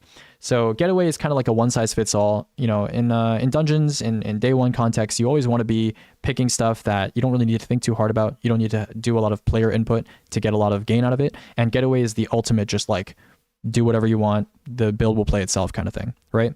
So basically what I'm saying here, also, I will say, Prismatic Warlock is famously very good for stacking honing, keeping certain debuffs up. It's very versatile to form fill all these roles that I'm going to talk about when it comes to damage compared to the other two classes. So that's why a lot of people are focusing on 3 Warlock. Now, does this mean that Hunters and Titans are doomed, right? Does it mean that, you know, you shouldn't use them? Lucky Pants disabled, you know, Sniper disabled, like, you know, is it over? No. As usual, the minimum recommendation from me is just run one Warlock, and that Warlock should be on Boots of the Assembler and Solar, right? They should be on Well and Boots of the Assembler. I've had some questions from people asking me if, you know, if you're Solo Warlock, can you be on Sanguine? No, you should be on Boots, right? Boots of the Assembler is an essential like part of the day one meta now. It is a guaranteed 35% buff, good class uptime for dynamo distribution procs during damage and outside of damage, and it's a pretty solid exotic for neutral. I mean, you do have to play Solar Warlock, and it's not like insanely survivable or anything, but it's still pretty good for mechanics as well, right? So Boots of the Assembler is 100% guaranteed. You need to have one Warlock running a Boots well, or it's kind of a sell if you're not, right, to be honest. Okay, so that's number one. And then the other two classes can really play flex. You can play flex. You can play 2 Titans. You can play 2 Hunters. Obviously, if you have, you know, just one Well, that Well Warlock, if it's a long phase, needs to be cognizant of getting their Well back before their Well runs out. But besides that, you know, the other 2 players can play flex. I will say, after having some discussions with some of my day one teammates, we have definitely realized that Warlocks are maybe more optimal for some of these, again, form filling roles, these flex roles for like faceted purpose and stuff like that, for debuff extension. For longer phases, you know, Warlock is also obviously pretty good at, you know, debuff extension with like Prismatic Nade and stuff like that. So, you know, there's some other considerations there, but don't worry about it too much. You know? Yeah, that's pretty much it for team comp. I think it's pretty straightforward. 1 Warlock, 2 flex, but I think the default people are going for, if you are completely blank slate, your team can play anything, probably 3 Warlock. Okay, so that's it. Warlock obviously also has a lot of like versatility when it comes to supers. Like you have Song of Flame, you have Needlestorm, you have Nova, you have Well, you know, a lot of different stuff you can use on day one. Okay, so that is it for team comp. Let's go ahead and start talking about damage. So previously here, me and my chat, we went through all of the recent dungeon bosses from Duality onward. I've been wanting to do this for a long time, and this is nowhere near the detail level that I would like. I'm planning on making in the future like a day one kind of hyper-focused series where we talk about, you know, boss identification and mechanic identification and stuff like that. But for now, let's do some basic analysis, right? There's like 3 main categories of dungeon bosses. There's your standard melee bosses, which are sortable, and you know, they might stomp you and slap you, but they're not going to like one-shot you, right? So you have standard melee bosses, you have mobile range bosses, and then you have special cases like Zoetic and Rhaenix. Okay, so standard melee really in your head should translate to sortable. Okay, sortable, and maybe not a boss you would want to do crit damage to, right? For example, Galron, you could div and do crit damage to Galron, but it'd be a bit awkward, right? You need to stand in a specific area. You don't want him jumping on you. He's just annoying, right? So for that kind of boss where you just want to throw yourself at the boss and just sword the boss, that's basically what this category is for. Okay, so in my opinion, what you should do here, player 1, you can be on Tractor and you can swap off Tractor. Even in not swap, you can, you know, as long as you swap from heavy to heavy. I mean, actually, it doesn't even like matter now. I think they changed it so the ammo swap requirements are not a requirement anymore. Like, you know, they don't trigger not swap. So forget what I just said. But the main thing here is I think you should run Tractor. You can Tractor. You can swap to the Praxic Blade on a Void Super, which will allow you to weaken just by hitting the boss, and you'll have a 30% debuff the whole time. Now, Praxic Blade on Void will go over its damage, its actual DPS in a second here. It's not amazing, but it's enough, and it's worth having a 15% extra debuff for your 2 teammates that are using normal swords for damage. Now, if you want to try hard a little bit, you can also use Singularity Blade. We're going to talk about the artifact mods when we get to the artifact section toward the bottom of this video. But you can also use Singularity Blade with an Attrition Orb setup on either like a Sinantia with Attrition Orbs or Wolfsbane with Attrition Orbs, and that will allow you to use Faceted Purpose in order to have Devour up all the time, or sorry, not Devour, but Void Overshield up all the time, and that will allow any of your sword hits to weaken through Singularity Blade. So that is an option for player 1, right? Players 2 and 3, who are your just default damagers, right? It'll be Wolfsbane or Ergo Sinantia or Praxic Blade on Solar, right? You have 3 options, and I'll explain the upsides and downsides of each one, okay? Wolfsbane, super easy, super survivable, and you can run attrition, you can run burning, you can run relentless, depends on the situation. I guess I should explain, I wrote a little explain note here. Wolfsbane has some quirks when it comes to damage that you should know about, but actually, okay, I'll come back to Wolfsbane. I'll talk about Ergo Sinantia and Praxic Blade Solar first, and then we'll come back to Wolfsbane, because there's a little bit of an explanation I have to give here. So Ergo Sinantia, this is only like, I think, really relevant, and you kind of need both. Okay, so after they fix relentless strikes to not work with the wolf packs, Ergo Sinantia, first of all, you need someone on a wolf pack Ergo, which is like a little bit of damage loss, and also if you don't have that, then you know you're kind of screwed. Your Ergo roll on one of your players has to be good to like extend damage, I guess, in some degree. So it needs to be like a caster Polaris or like a lightweight Telesto or something like that. And then Sinantia, you obviously need a good Sinantia roll, right? So attrition, honing, relentless honing, something like that, and then you need honing access as well. So Ergo Sinantia, like, it does good damage, good total, and doesn't require you to be on an exotic heavy like Wolfsbane if that's like loadout restricted for you. For example, if you wanted to run Wolfsbane, then you can't run Praxic Blade for neutral. So if that's a compromise you don't want to make, then that's a consideration you need to have, right? So Ergo Sinantia is an option. It's kind of similar to Wolfsbane in damage profile. I'll show you that in a second. And then Praxic Blade Solar. If you're really, really concerned about neutral and you're really, really concerned about total damage, then Praxic Blade on Solar with a Solar Super on, for example, Song of Flame, you might think, oh, if you're on Song of Flame and you're on Praxic Blade Solar and you're going for those quick ignitions because of the scorching rounds you get from Song of Flame, surely the loss of a damage super is a significant damage loss. It's actually not. It's actually not. So if you have one person on Praxic Blade Solar, I'll show you that in just a second here when we go to the rotation kind of tab thing in my spreadsheet. Praxic Blade Solar is actually pretty good. It's not like as good as Wolfsbane and Ergo Sinantia, but it's up there. It's like, you know, if basically what I'm saying is if Wolfsbane can clear an encounter, then so can Praxic Blade on Solar. Okay, if that makes sense. So yeah, that's the deal with the sword alternatives. And then Wolfsbane. So Wolfsbane has a couple things that you should know about. So what catalyst do you choose? That's like the first question everyone asks. What catalyst do you choose? I would actually recommend against Burning Ambition. I would say Attrition Orbs, because, you know, Attrition Orbs kind of implies, first of all, it's good for survivability. If you're running Smoke Jumper, obviously Attrition Orbs is going to make you like unkillable during damage. Wolfsbane is famously very, very good at making a lot of orbs, especially when you have Nano Assault active. That's number one. Burning Ambition, like, it does increase damage by, I think it's like 10% or something like that. It's in my spreadsheet somewhere. I don't know, it's my spreadsheet, I forgot, whatever.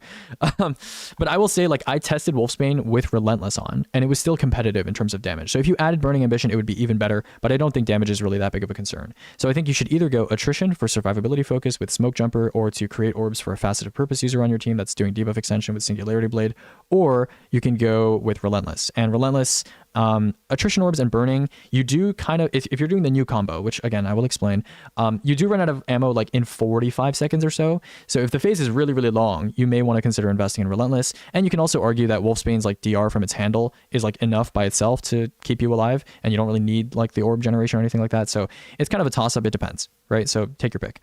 Okay, now Wolfsbane, in terms of actually using the axe/sword thing, okay, there's a couple things you should know, because Wolfsbane, as much as some people view it as like a burger weapon or like a fatherly weapon, one might say, it is actually quite, I don't want to say like annoying, but it's a little tight to use it correctly, because if you use Wolfsbane incorrectly, you lose a lot of damage, okay, like it becomes worse than legendary swords. So there's something you should know about it, okay? So for those of you that don't know anything about Wolfsbane, because I have a lot of friends who are endgame players who kind of wrote off Wolfsbane as kind of just one of those exotic mission exotics, don't really care about it, you know, like how people wrote off Finality's Augur when it first came out. If you don't know anything about Wolfsbane, the way it works is when you left click a target, right, it kind of like embeds hits into the target, and then it sucks these nanites out of the target. It's like every 3 hits you get like a couple nanites out of the target, right? And you might notice that in neutral play, when you're just, you know, hitting ads and killing ads with Wolfsbane, you get those nanites pretty fast. However, when you're hitting a single target like a boss, the nanites come out really slowly. Like you need 20 plus hits to fill up the entire bar of your nanites, right, to fill up that nano assault bar. So this is a problem, right? And the thing about Wolfsbane is it has a mechanic where when you activate Nano Assault and you activate that timer, you get the glowing axe, right? If you cancel the activation by swapping off the sword early, you get a refund. You get a refund of some of your nanites, right? It's usually around half the bar. Now the thing is if you are to do the optimal combo with Wolfsbane while you have Nano Assault active, which I think right now with the extended timer that they made is heavy, light, light, heavy, light, light, heavy, light, light, heavy, light, light, heavy. I think it's 5 heavies, right? At the very end of your final heavy, your timer is going to be at 0 seconds. So you need to haul ass and you need to swap off the axe as quickly as possible to whatever weapon you want, and then swap back onto it. And that way you can preserve your bar. Now the problem with this is that first of all, a lot of people don't know that you have to swap back, quickly, like swap off and back quickly to get that charge back. And if you don't get your charge back, you don't get the refund and you're back to 0, this thing sucks. Well, it doesn't suck, but like you have to do like, essentially you have to waste like 12 extra light attacks of just hitting Wolfsbane without the buff, right? Which sucks, right? So that's number 1. And number 2 is while you're doing nano assault attacks, your attacks reset more quickly in your cycle if you're holding S. So make sure, I think it's any movement key, but S is obviously the best for swords. So just hold S while you're doing your heavy light and try to buffer your inputs a little bit. And that will give you a little bit more of a window at the end so that you're not running out of your timer with very little time left to swap to get that refund back. Because I'm pretty sure if you don't hold S and you do like the slower combos, it's basically impossible to get the refund. So I'll show a clip on screen like while I'm talking so you know what I'm talking about. But that refund is very, very important. So just be aware of that. Okay. So that is it for standard melee bosses. A lot of talking. Let's go to mobile range bosses. I think the meta for this dungeon is actually very simple. It's either swords or finality sniper, which finality sniper is pretty easy. Okay. So mobile range bosses, this is stuff like bosses where you don't want to be like too near them, right? So like Puppeteer, obvious. Percy's, if you're near him, he shotguns you to death on contest. Karev, if you're near him, he suspends you. You don't want to sword him. Samuma's too far away. Heaven's too far away. Locust is like, if you do go too close to him, you're probably not going to be in the flames anymore. So yeah, there's bosses where you want to be spaced, right? And for these bosses, if it's an easy crit, like a boss like Heffend, where you don't really need to use a div, I would say 3 finality Praedits, and then, have some sort of debuff set up. If you're on Hunter, Prismatic Hunter, you can throw snare bombs. If you're on Prismatic Warlock, you can throw prismatic nades. Just have some sort of debuff. Pretty straightforward. You can even, if you want, by the way, I was going to suggest using the lightsaber for debuff, but then that obviously takes up the Praedit slot. So maybe don't do that. You can do Withering Gaze. There's a bunch of options. It's really up to you. But yeah, easy crit, 3 finality Praedits, right? Praedits, I know you might be wondering, it's not a new gear weapon. Is it good? Well, new gear bonus has only been reduced to 5%. It has kinetic honing access, which is 40-35 on 5 and 4 stacks, and it synergizes with kinetic synthesis. If there was a better kinetic sniper that was new gear, I would recommend it. But something is not that sniper. It's not that guy. Okay, so Praedits is definitely better. Synergizes well with kinetic synthesis. If it's a hard crit, I think Divinity plus Finality Praedits is fine. You can also, if you have a Hunter, they can run Nighthawk. I will warn you on Nighthawk though. Nighthawk, which we'll see when we go to the damage rotation tab here, Still Hunt is good for short phases, like 30-second phases. The second you start getting into 45, 50-second, 55-second phases, Still Hunt starts to taper off, and then you kind of start to wonder, would I not have rather just been on, a Deadfall Tether, Hoyle Cert Hunter with just Finality Praedits, right? Would that have been a better idea? So it's kind of a toss-up, right? I know a lot of people have their qualms with using Still Hunt Nighthawk for mechanics because you're forced to use a certain exotic during mechanics because otherwise you have to fill up that entire bar during damage, which is not optimal. And then obviously Nighthawk has not a lot of great neutral benefits, as you are probably aware. So yeah, it's a bit of a compromise, but on Hunter, you are still totally free to play Finality Praedits, and I think it's totally clearable. So up to you. Up to you whether or not you want to use Still Hunt or not. Still Hunt might be better for shorter phases. Certainly is very high DPS right at the start, but as soon as you run out of Still Hunt ammo, with the kind of phase lengths that we've been getting in dungeons recently, might not be the best. So up to you. Finally, we have special cases. This one I cannot really provide you insurance for because special cases, Zoetic, you might get a boss where you shoot the boss in the eyeball and you see the yellow number and it's not doing that damage to the health bar, and I can't really do anything about that. So I'm just going to give you some garden variety options that you can take a look at and maybe have them in the back of your mind. We're unlikely to get a boss that fits into a Zoetic or Ranix type of situation, but if we do, Parasite Rocket Pulse is always an option. You have Area Denials, anything that's like really splashy and doesn't, it's just raw impact explosion damage, doesn't really require any sort of crit or anything like that. Area Denials, Compressed Waves, Dragon's Breath, Whirling Ovation, that sort of thing. If you have like Spread Boss, like Ranix, where, if you have like a Dragon's Breath, it's not going to hit all 4 Shriekers. Anarchy is an option. Anarchy Super Spam, that is an option. It's not the best, but it is what you get for stuff like that. And then if we get a vehicle boss for whatever reason, I guess keep in mind TechSec, Hawkeye Breach, and Deconstruct interactions. I doubt anyone is prepping for that kind of thing, but who knows? I don't know. Maybe I'll eat my words and we'll get a behemoth boss in the dungeon. I don't know. But just keep that in mind, I suppose. If you're really concerned, by the way, about a vehicle boss, and the vehicle boss does have a crit, Lance Ephemeral does have 4 times a charm deconstruct, and it is a new gear sniper, and we do have Sniper's Meditation, so that is an option. But honestly, even on vehicle bosses, you can kind of just use normal stuff and probably get away with it.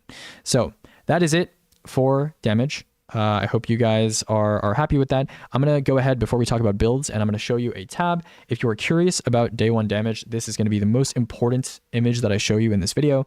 A lot of numbers. This is similar to the table that I had for last season's rotations. And A499 is disabled, so you can ignore pretty much all of these rows right here.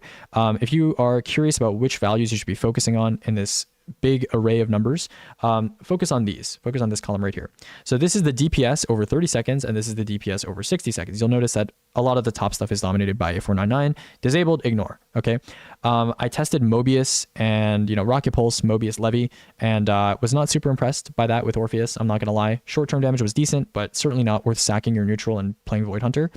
Lord of Wolf Submersion, honestly, over 60 seconds, pretty impressive. If you ignore the A499 stuff, not bad, but again, not really worth sacking your neutral for this. So I wouldn't go for it. This obviously also includes using Mobius as well. So not the greatest. And really, I guess the highlights are like Finality Sniper. You can do Parasite Rocket Pulse for shorter phases, Finality Rocket Pulse, Double Rocket Pulse if that's kind of your fancy. I do think Finality Sniper is a little bit better overall and doesn't suffer from ammo issues once you get past like a minute of damage, but that's an option as well. Yeah, some comparisons here that I was mentioning earlier.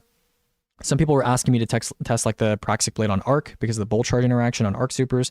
That shit's not very good. Yeah, it's Void is like, this was just like a baseline, right? Because Void doesn't even like do anything in terms of like damage effects. It just weakens. So this is like a baseline. Praxic Blade on Arc, barely better than that, in my opinion, not that great. So Solar was pretty good, right? If you look at Solar compared to Wolfsbane, it's like 1509 DPS across 60 versus 1571. That's pretty decent actually, right? So like I said, if an encounter is clearable on Wolfsbane or Ergos and Ancia, it's probably clearable on Praxic Blade Solar. So that is something to be aware of as well. But yeah, all of these sword options that I mentioned, the reason why I mentioned them all in the same rows, they're all pretty similar in terms of damage profile. It's really based on what your team prefers in that encounter. Okay, so there's that. And then finally, also, I had a Still Hunt Heavy Sniper option that I tested, but I also wanted to test one without the Heavy Sniper because obviously that's disabled. And this is basically just dumping Still Hunt and then swapping to Kinetic Surges and dumping Praetorians with Honing. And this is what the damage looks like. And as you can see, across 30 seconds, if you ignore the stuff that, you shouldn't really be using, it is the best. It is still the best. So Still Hunt is quite potent still. It's just about, whether or not your team is willing to sack survivability a little bit and run Nighthawk mechanics, run Still Hunt mechanics, and whether or not the boss phase is a bit shorter, if the crit's easier to hit, etc., right? So Still Hunt, still something that hunters should be considering, still something that sets hunters apart a little bit for certain bosses. But I think for the most part, for crit bosses, you should just be doing Finality Sniper. It's pretty consistent. Or Finality Rocket Pulse, which I think I'm underselling a little bit here, but, Finality Rocket Pulse is also an option that does, in fact, exist. Okay, so that's it for damage stuff. I'll try to splice in some clips here when I edit this so it's not too boring. It's not just me talking over Google Talk, but yeah, that's it for damage. Let's talk about builds. I need water, bro. Oh my god. All right, another water break.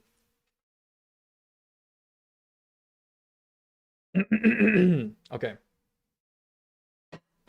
I am back after drinking one sip of water. All right. Let's talk about builds. So when we talk about builds, remember there's two types of encounters in contest content. You have damage encounters, which like the name suggests, there's a boss with a health bar that you must deplete to complete the encounter. So there's that.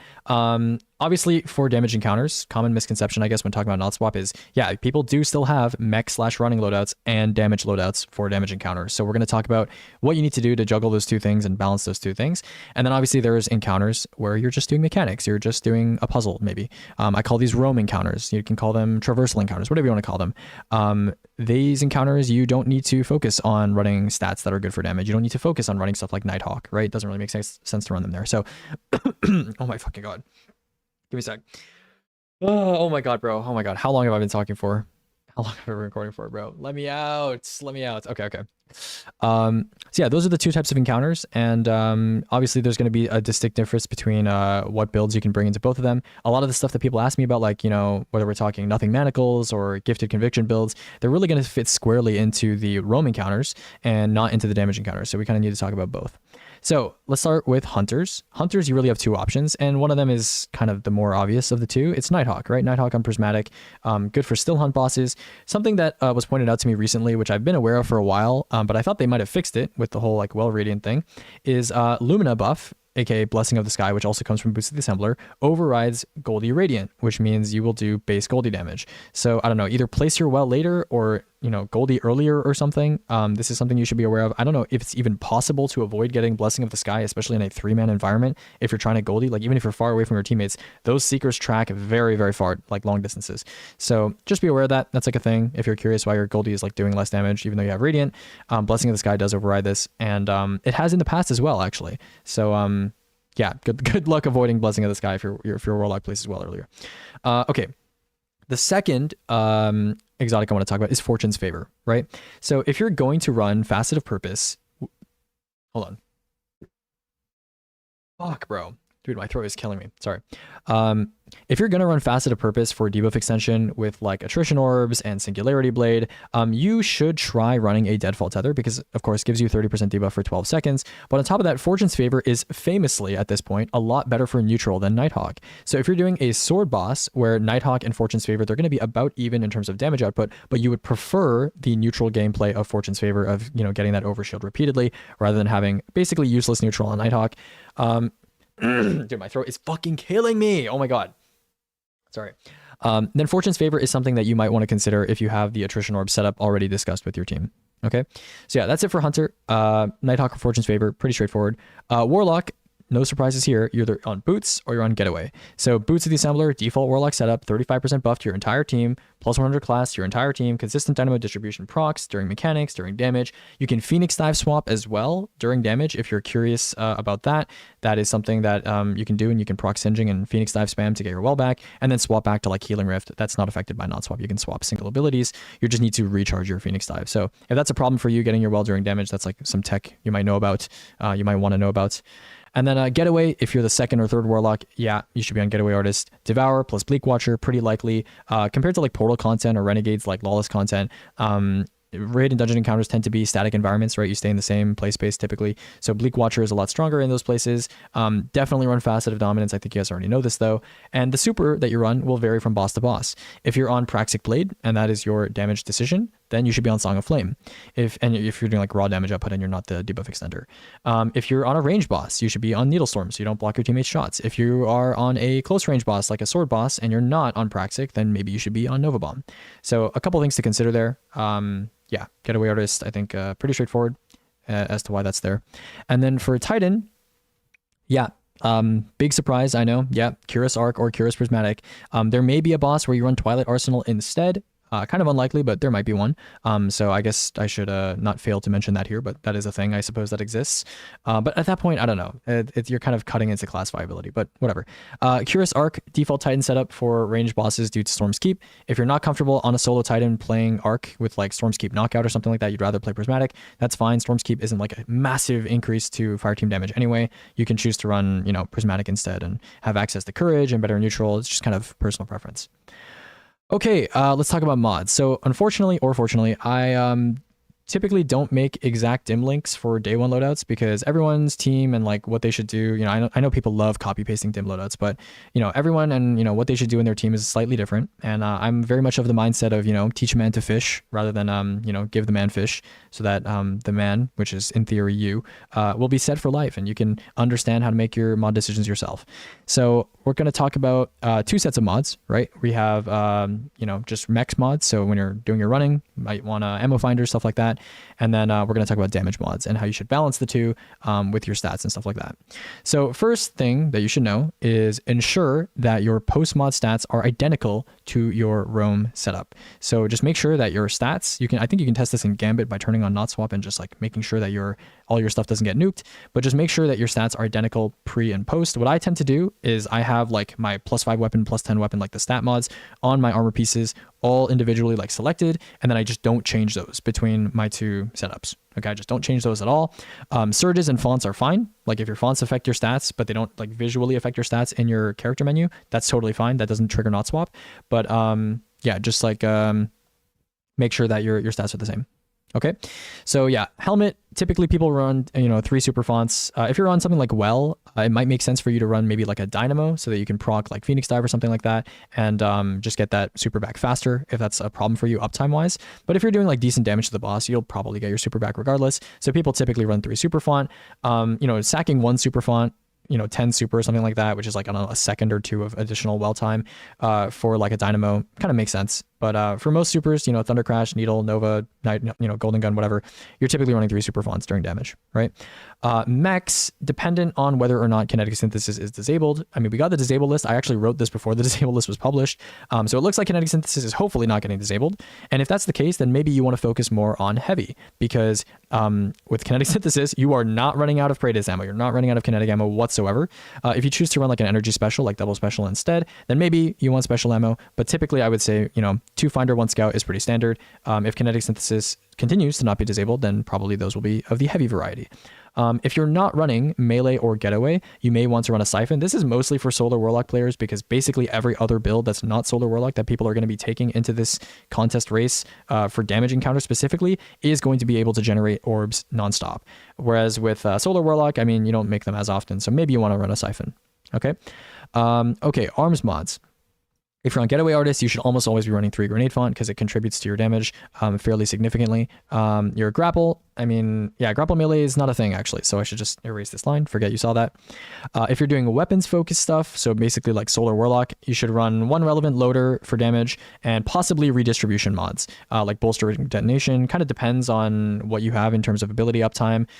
They can be helpful, right? Doesn't really matter that you have more than 1 loader. The way loaders work is that 1 copy applies like a scalar, and then additional copies give you slightly more reload stat, but don't really change the scalar from what I know. Basically like hugely diminishing returns. So just have 1 copy of a loader of like whatever weapon you think you might be manually reloading a lot, and then save the rest for like redistribution mods if you're not running Getaway. I mean, you can run like Grenade or Melee fonts if you want to for uptime, but that's really up to you. For mechanics, yeah, no surprises here. If you're on a melee build, you're running 3 heavy-handed. If you're on a not melee build like Getaway, you're running 3 firepower, and then if you're running like weapons-focused stuff like Solar Warlock, you can run ticking font or redistribution mods. For those of you that are not aware, there was a change recently with Renegades where you can no longer pocket armor charges with non-ticking armor charge mods. So if you're the type of guy to run stacks on stacks and special finisher and just hold on to 3 armor charges and then swap to your damage loader and have the surges start ticking when you need them to, you can't do that anymore. So during mechanics, you need to have some sort of ticking armor charge mod. That might be a grenade font mod. That might be a class font mod. That might be whatever your heart desires, but you need to have a ticking mod. Or else you will have your surges eaten. So just be aware of that. Arms might be a good place to put them on. Okay, on your chest, just put resist matching whatever the boss is going to do to you. You may have a situation where, let's say, a boss is spewing fire on you during damage. Then maybe you would run 2 solar, 1 concuss during damage.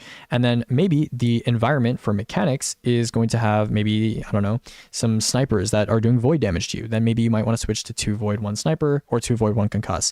So just be aware, not much to talk about here, but really just be aware that the boss's kind of hazards during damage may be different from the encounter's mechanical hazards. So just, be willing to, run different resists during damage, maybe outside of damage, but typically they're the same. I did right here potentially 1 charged up. If a boss damage environment is like not super dangerous and you maybe have trouble keeping your surges up and you want like 4 armor charges for a really long phase, that's potentially an option, but this is almost never comes into play. So maybe just ignore this. Okay, leg mods. For leg mods, almost always 3 surges. You should never be running weapon fonts, unless you're on Sanguine, which again is not really relevant for this contest discussion. So yeah, you should always be running 3 surges, not weapon fonts. If secondary element is significant, maybe a 2-1 split. Although surge swapping using loadouts is a viable strategy for very split elements. So what do I mean by this? Let's say you're running Finality double Rocket Pulse, right? And you're dumping 1 Rocket Pulse into the next. So you have Finality, you have Psi Eterna, which is Arc, and then you have Mint, which is Strand. So let's say you start by dumping Mint. If you start by dumping Mint, then you would want to run 1 Solar and 2 Strand surges. And then maybe you super or something like that after you're out of Mint, and then you swap to a loadout with 1 Solar and 2 Arc surges. This is completely not swap compatible and will increase your damage. So just be aware that that is a thing you can do. Obviously, if you're doing like a rotation where you're doing multiple weapons at the same time, then you kind of don't have that option. But if you're dumping one thing into another thing, you may want to consider having 2 identical loadouts where the only difference is your surge mods. That is a thing you can do. Okay, for mechs, just have a relevant scab on. You can have a weapon font. It's optional given the ticking conversion change. I think it's either weapon font on your boots so that you have better ammo generation situation, like higher chance of the big RNG brick. And then, or you can do, arms mods with like grenade fonts. I think those are like the two big ones that you might want to consider looking at for ticking mod sources so that you don't lose surges going into damage. Stacks on stacks, for more special finisher spam. And then maybe better already to proc Pharaoh. But I think most builds already proc Pharaoh pretty frequently. So you can replace this with like an ability mod or something like that, like Absolution. Recuperation got nerfed, so I'm not going to suggest that anymore. No, don't run double recoup during mechanics. That shit gives you like 20 health or something. It's horrible. So just be aware of that. And that's it for leg mods. And then finally, class mods. So class mods, typically you want to run at least one time dilation. So you get your, per armor charge to like 15. 10 is a pretty hard sell, right? Especially for longer phases. One powerful attraction is good to pick up like Golden Gun, Attrition Orb, Well Orbs for like a surge refresh. I think distribution is kind of underrated. A lot of people tend to run 3 super fonts, so there's no room for Dynamo on the helmet, but a lot of people are willing to have some wiggle room with their class item mods. And so distribution gives you super back. So, you can run distribution with like Thruster on Titan or something to get a little bit of extra super and get your T-Crash a little bit faster, or same thing on Hunter. So that's an option for you. And then for mechs, you got special finisher, distribution, time dilation, Reaper, powerful attraction as needed, completely class and build dependent. I think you guys can figure that out by yourself. Okay, that is it for damage loadouts. Let's talk about roam loadouts. Roam loadouts are a lot simpler because you only need to run one setup. You don't need to run multiple loadouts for roam. On Hunter, I think we have kind of condensed all of the loadouts, not just for Hunter, but just in general, we have condensed all of the loadouts. I've been presented with a lot of different options for contests that people have brought to me, and I think there's not too many that are really crowded at the top. So on Hunter, I think you have Gifted with Ascension Tempest Strike, permanent amplified DR, you have permanent Diagro, you have a lot of DR stacking from your Gifted Conviction Jolting, very survivable, very good stuff from Gifted Conviction. Pretty solid, pretty consistent. If you're comfortable playing the build, I think it's one of the best right now in terms of consistency. And then you have Hoyle Cert, which is like, classic. We've talked about this before for, I think, the past 2 races, right? Hoyle Cert is insane for just living. Best DR stacker in the game. You have DR from your fragments. You have DR from your aspects. You have DR from your class item. You have just insane DR stacking and great ability uptime. You can run Gunpowder Gamble. I know some people are big fans of Gunpowder Gamble. You can do that with Ascension. You can run Ascension Clone. A lot of different options. It's just like spamming a bunch of abilities. The only thing with Hoyle Cert really is that I guess your ad clear is not as good. You have to focus on, relying on your weapons a little bit more than the other subclass setups here. But it kind of trades that off for like a lot of survivability, a lot of consistency. So that can be something that people favor. Warlock, surprise, it's Getaway Artist again. It's like the default Warlock build, permanent amplify plus devour, constant jolt on enemies, extremely easy. And I think after playing like Renegade's Lawless content, where the content scales from like -30 down to like -50, I think Getaway Artist feels perfect at -30 content, right? You know how some builds, they do just enough damage to like one-shot red bars quickly enough that they feel good in terms of their uptime. And then as soon as you go into like harder content, they kind of start to fall apart at the seams. Getaway Artist, I feel like it doesn't feel as good in -50 content. You have issues with devour uptime and killing red bars with your turret, but I feel like in -30 content it's perfect. So if contest ends up being -30, which it probably will be, it's just right. It's just right in terms of uptime and reliability at that power delta. So yeah, Getaway Artist, pretty simple stuff. And then Nothing Manacles. Nothing Manacles, obviously I didn't recommend it for damage setups because you have to play Void Warlock during main damage. A lot less versatile than Prismatic Warlock. But for neutral stuff, where you're just running around and you're doing mechanics, Nothing Manacles is I guess like a more bursty version. It's like a consecration kind of version of Getaway Artist, where instead of playing turrets, you are throwing out the void nukes, which come back very, very quickly. And it's good for bursting like chunkier targets where you don't need to rely on your weapons as much. Like Getaway Artist, if you were to ever encounter like a champion or a mini boss, your turret would take a long time to kill it, right? So you either need to super it or like use your weapons. Nothing Manacles, not really the case. Also nukes mini bosses as well. So it's a little bit less consistent, due to DR kind of being lacking on Void Warlock, but it does pair well with stuff like, firepower stacking and smoke jumper. So it's maybe, you can argue it's like a little bit of a higher risk, higher reward situation. Okay, finally we have Titan. Titan, I don't really need to talk much here. Yeah, Syntho Wormgun Hammer. I think people are plenty familiar with that if they're playing Titan. No general DR access, but you have Smoke Jumper and Sunspots everywhere, so pretty consistent there. You can run Pharaoh Smoke. And then Hoyle Syntho or Worm God with Consecration. I think this build has been discussed to death since Final Shape release, so I'm not going to talk too much about that either. Okay, in terms of mods for roam content, I mean, there's not much to talk about here. I think everyone already knows this, but yeah, super generations, roam builds these days. A little note from me: you don't need ammo that much, because if you're on Consecration, or you're on Throwing Hammer, or you're on Nothing Manacles, or you're on Getaway Artist, you're on Gifted Conviction, if you're on literally any of these builds, almost all of them are completely comfortable just destroying ads and destroying rooms of ads on their own. So you don't really need to run Finders or Scouts or anything like that in most cases, right? So most of the time, you just are farming super. Right? 3 Firepower, 3 Heavy-Handed. I mean, all of these are melee or grenade based, so yeah, it makes sense. On your chest, matching counter damage resist, legs, snack, scab, absolution, priority, ability. Yeah, this is kind of just a repeat of like the mechs mods that you would run for like a damage loadout, except these are completely focused on just running, and you don't really need to worry about ticking armor charges or anything like that.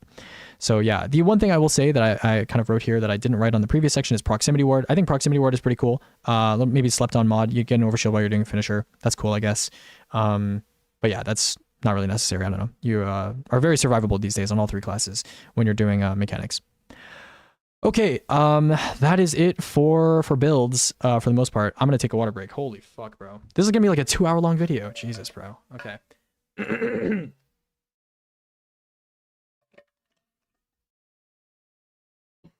Okay.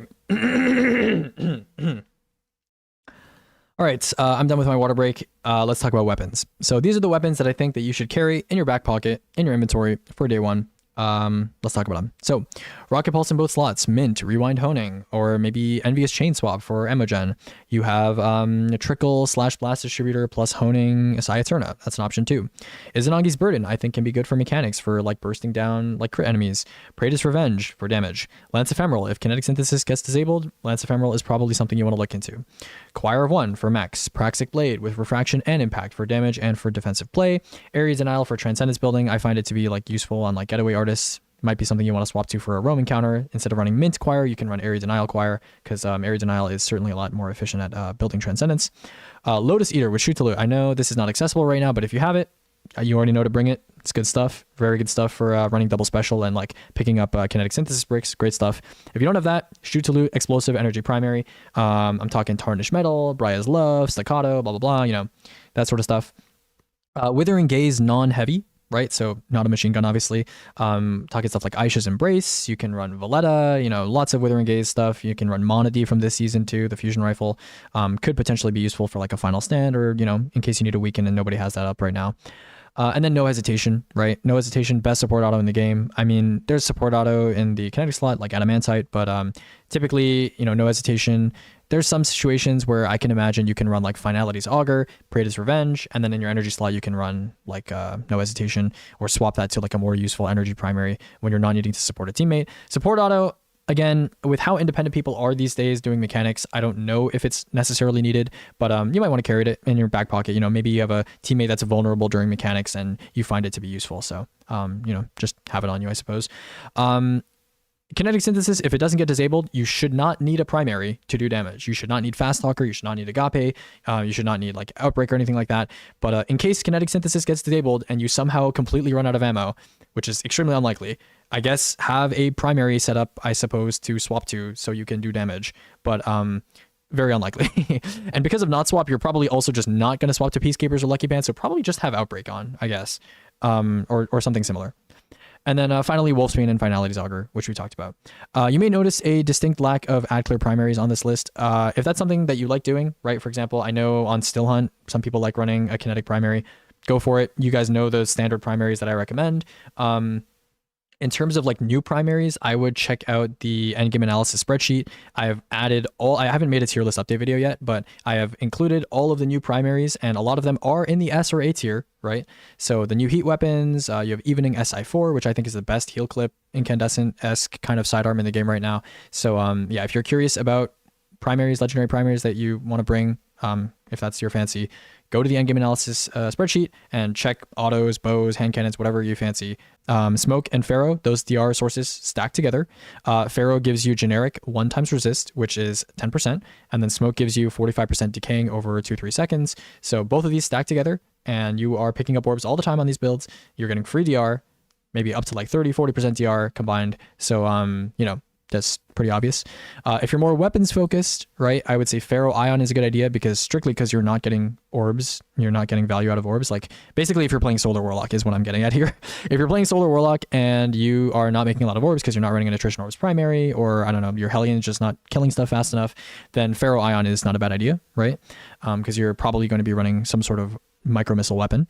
And then Secret Tech. I put Secret Tech as a joke here. I do think Swordmaster 4-piece with lightsaber for neutral and just like running around during mechs with like perma 50% DR is something potentially worth looking into, but you can achieve most of that effect by just running Pharaoh Ion or Smoke Pharaoh, and it's arguably like, I don't know, you don't need to run lightsaber, I guess. So that's something to consider. I'm going to try it. I'll let you know how it feels, but you know, just like an idea if you want. And then stat focus. Yeah, I did talk about stats. Generally speaking, during a day one with not swap, because you can't change set bonus, you can't change armor set, just run gunner, super tertiary, weapons tuning. Okay, you're just going to focus on maxing your weapons, and then you have grenade, and then you have super, right? So it should be weapons into super into grenade. Unfortunately, there's no weapons super archetype, so it's going to probably end up looking like weapons into grenade into super. On certain classes, right, maybe like on Titan and Hunter, you may not want grenade as your secondary, so you may want to pick something else like Paragon instead, like super melee. That might make more sense on Titan, but I think that's fairly obvious, right? So it's basically just going to be gunner or Paragon with you know, weapon tertiary or super tertiary, and then a weapons tuning so that you have as high weapons as possible, so you can make a lot of ammo, which is relevant to both your running phase and to your damage phase, right? And then obviously in roaming counters, you can afford to just focus on abilities purely, so you might want to run Grenadier or something like that instead of running Gunner or Paragon, but that's up to you. Okay. Okay. Artifact. We're almost done here. Wow. We're almost done. Okay. In the artifact, I'm not going to show you a picture of the artifact because I kind of wrote out all the mods that I think are important here. First column is kind of whatever. I mean, obviously anti-barrier sniper is disabled, so don't take that. But first column is kind of whatever. Run whatever 3 you want. Second column, I think by default, a lot of people are going to be running Arc and Void Super, so Gravitic Voltaic Charge makes sense. You definitely don't need to run the charged up then. Elemental Siphon, pretty obvious as well. You know, if you're running Choir and you're on like a Void Super, you know, just get free pickups. Situational, I think Expert Handling, if you're running Lightsaber for Ad Clear and Roam Sword Encounters, that extra guard resist might help you a little bit when you're blocking, so that's cool. Third column, default, I think Kinetic Synthesis is maybe the most important non-damage, like non-pure DPS mod on this entire artifact. So it is like the reason why I'm recommending Praedyth. So, you know, pick that up. Power from Pain, if you are not on a Devour setup, so if you're not on Getaway Warlock, and you're weakening targets using like the Lightsaber, using like Singularity Blade or something like that, Power from Pain can give you free Devour on non-Devour subclasses, so that's pretty useful. And then this stuff is like kind of niche stuff, like reload at range for like sniper DPS. If you're running Praedyth, that thing reloads really fast anyway, so not really necessary. Riposte, from what I know, right, in the past, like champ mods that have like unstop or whatever, they can stagger like champ targets. So Riposte, if you like block with it and then try to stagger a target with it, might be helpful. I'm not really gonna like guarantee anything though, so this is just kind of a side note. Fourth column, default, Armorsmith. So I know some people had concerns about Armorsmith overriding other generic resist sources. So something I want to make clear about, in Destiny, there are multiple kinds of damage resist sources, right? You have Woven Mail, which is like a named damage resist source, and then you have generic damage resist sources, right? So generic damage resist sources are whenever you see resist ×1 or resist ×2 or ×3 or ×4 on the left side of your screen, that's a generic damage resist source, okay? And damage resist sources that are generic, they override each other, right? So if you have, for example, Gifted Conviction, which I believe is a generic damage resist source that goes up to X3, and then you get Pharaoh on top of that, and then you get, I don't know, Armorsmith on top of that, it will override the previous one and replace it, even if it's a lower tier. So I know some people were saying Armorsmith overrides other DR sources. It does not override Woven Mail. It does not override Void Overshield like EHP DR, and it does not override stuff like Smoke Jumper, okay? So Armorsmith can be useful. It's basically like a blanket where if you don't have Pharaoh up and you happen to break a shield, on the off chance, you might get DR, right? So that's a thing, I guess. It's not super important. I don't know why I bolded it. Probably doesn't need to be bolded. But if you're running something like Gifted Conviction, or if you're running other, you know, higher sources of generic DR, you may not want to run Armorsmith, okay? Combination Argent Blade for sword DPS, pretty obvious, just have that on. Singularity Blade is potentially good for sword roam, so if you have Void Overshield from Facet of Purpose, or if you have Devour, and you just want to weaken stuff that you're smacking, Sure, run Singularity Blade. And then for debuff extension, obviously during damage, run Singularity Blade. Situational, Dielectric for jolting builds. This really applies to Getaway Artist and to Gifted Conviction. Those two are the main jolters of the kind of builds that we have right now. So yeah, Dielectric can give you some free bull charge if you're running around with those builds. And then finally, fifth column, Sniper's Meditation for Sniper DPS, Swordstorm combo for Sword DPS, pretty obvious. And then Void Infestation, if you're running like Singularity Blade plus Power from Pain for roam content, then Void Infestation is like a free little tiny Deathbringer projectile thingy that flies out and can hit more ads. So that can be nice if you're running roam content. I don't know. I feel like the artifact is not super like contested this time around. It's pretty obvious what you should run. For roam stuff, you don't need to run Sniper's Meditation, so you can just pick Void Infestation instead. I don't know. It's pretty obvious. Just whatever encounter you're doing. If you're doing sniper damage, put the sniper mods on. If you're doing sword damage, put the sword mods on. If you're doing roam content, put Void Infestation on. It's like pretty obvious. So I think it's fairly straightforward. Nothing much to talk about with the artifact. And then we're on to our last section. I'm gonna get water. Holy fuck, bro. I'm dying, bro. I'm dying.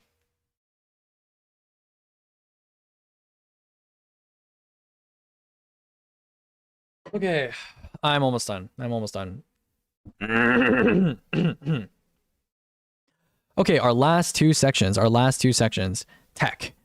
We have two things for tech. I was going to maybe put some more stuff, but I couldn't really think of anything else at the moment. If I remember anything, I'll probably put in the pinned comment. But there's two things. The first thing, shoot to loot. Super good for kinetic synthesis. If you're running finality Praetus and you're just dumping Praetus into a div bubble and you want to reload, just shoot to loot the ground. Bang. You only need to do it once in a while. Very helpful. Helps with your uptime.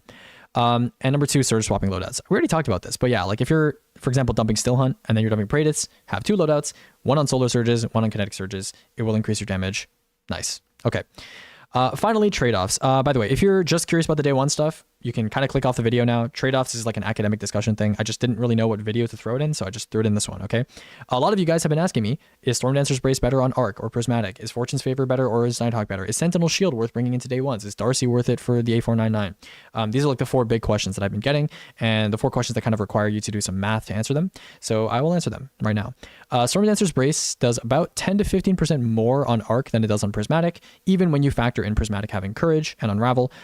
However, you know, Prismatic Neutral is obviously probably better, and this also requires you to have Arc Soul active and Ionic Sentry active on Stormdancer's Brace, which is like, I guess, I don't know, you kind of are forced to run two specific aspects, which can kind of cut into your survivability, I suppose. But yeah, that's just something that people were asking.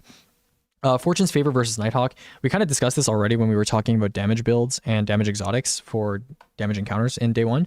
But basically, right now, Fortune's Favor, because it's only 15% on non-heat weapons, it's better for sword damage. Like I did some calculations for like long damage phases, like 60, 80 second damage phases. And even without a Nighthawk Goldie, if you choose to run like Tether, for example, it is like, I think it's slightly better for sword damage on the long term, and then it's definitely worse for sniper damage because of, you know, Still Hunt and stuff like that. And then relevant overshield sources for discussion here are like Bastion, Banner Shield, Facet of Purpose, Edge of Action. Those are the big four, which we'll definitely be looking at more in the future when we discuss like 6-man damage scenarios as opposed to 3-man, which is what we're focusing on right now because of the dungeon. Sentinel Shield.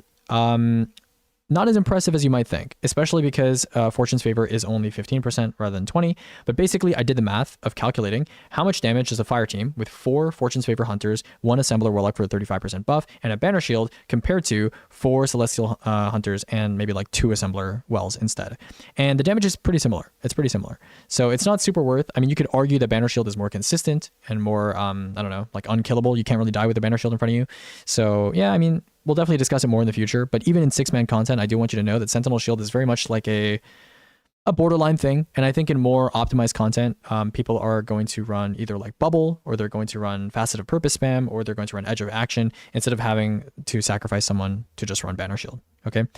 Speaking of Banner Shield, I don't know if I mentioned this earlier, but it is currently bugged, and it may also be added to the disabled list for contest, because apparently you can like flash the shield, like, you know, tap it on and off, and it will like repeatedly reload people's weapons or something like that. You can like time it a certain way, and like you can get like infinite rockets or something like that. I still don't think it would be relevant even in its bug state right now in a 3-man activity. But yeah, you might see that get disabled as well. Okay, finally, Darcy. I had some people ask me questions like, yo, do you think it's worth it to run like 4 A499, 1 div, 1 Darcy, as opposed to 5 A499 and 1 div? Because Darcy's reduced efficacy with the heavy sniper at like 13.5% instead of like 16, the actual overall fire team damage difference by doing the sacrifice is not a lot. it's like 4 to 6%. It's like 4 to 6%, depending on what sniper you're replacing and stuff like that. So yeah, I would say Darcy is like a small optimization you can make when the heavy sniper is back in the meta after the dungeon is over. Not really relevant to the dungeon, obviously, but just something to be aware of. It's not as big of a difference as you might think. Okay. That is it. That is it. Wow. That is it for this video. I hope this was not longer than 2 hours. And I hope you're not too bored, because I know there was not a lot of visual stimulation in this video. I'll try to throw in some footage because obviously I recorded all my damage rotations and stuff. But I hope you guys enjoyed. Good luck with this video. I'm going to go and massage my throat because I've been talking for like 2 hours. Goodbye for now, and good luck with your day 1 prep. I'm fucking done. Wait, okay, that actually was not that long, bro. That actually was not that long. That was just like an hour. Okay, that's not that bad. That's not that bad. That's I genuinely thought I was talking for 2 hours. That's low-key not that bad. That's low-key not that bad. That's low-key not that bad. Okay. Oh my god, bro. Yo, did I miss anything, chat? Dude, there's probably like some day 1 teams that are like watching the stream right now that are like, this guy didn't talk about this. This guy's a noob.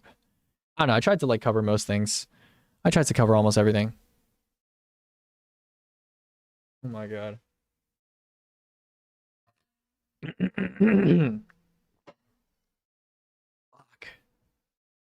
Fuck me, bro. All right.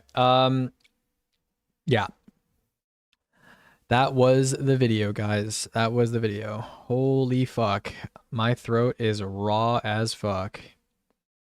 My throat is raw. My throat is raw as fuck, boys. Holy. Does optimal Wolfsbane change for Swordstorm combo? In the actual Wolfsbane data of the recording that I did, I didn't actually even use, I think, Argent Blade or Swordstorm combo, so you could definitely fix it. My suggestion for Wolfsbane... Oh, I low-key should have included this in the video. My suggestion for Wolfsbane is, like, when you're about to, like, fill up your bar completely, just do a heavy attack, and that should activate both Swordstorm combo and Argent Blade, and then pop Nano Assault, and then just do it once per cycle. So, yeah. Alright.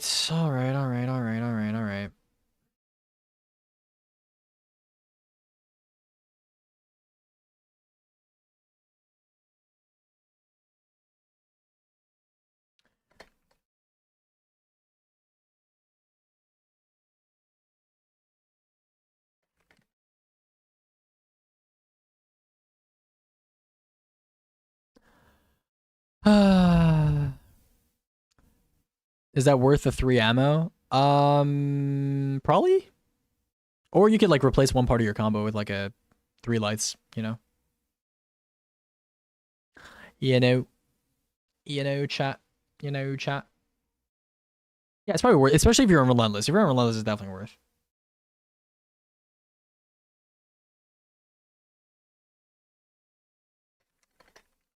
Is Kuro watching the stream right now? This guy said I didn't mention thingy. Bushido 4-4. No, don't use Bushido. Bushido is shit. Bushido 4-piece is shit. You didn't talk about the lightsaber infinite block LARP build? Yeah, my bad. My bad, chat. My bad, chat.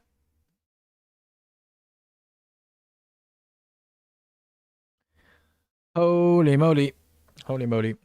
Holy moly moly. Alright, I gotta prio kind of getting this video out faster because I don't want to get it out tomorrow. I'd rather get it out today. Wolfsbane DPS short would go hard. Yeah. Can you show your Prismatic Warlock subclass? I showed it yesterday. Do I have to? Have to. Okay. When is this getting posted, big dog? I need to study for my test. Bro, you have the VOD if you need it. You have the VOD, bro. Get the VOD if you need it. Dude, my throat is fucking raw, bro. It's fucking raw, bro. Holy shit. Holy fucking shit, bro.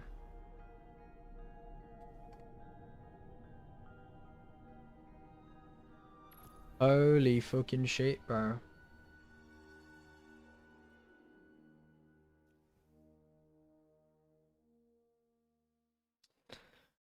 You made Aegis sad? Wait, who made me sad?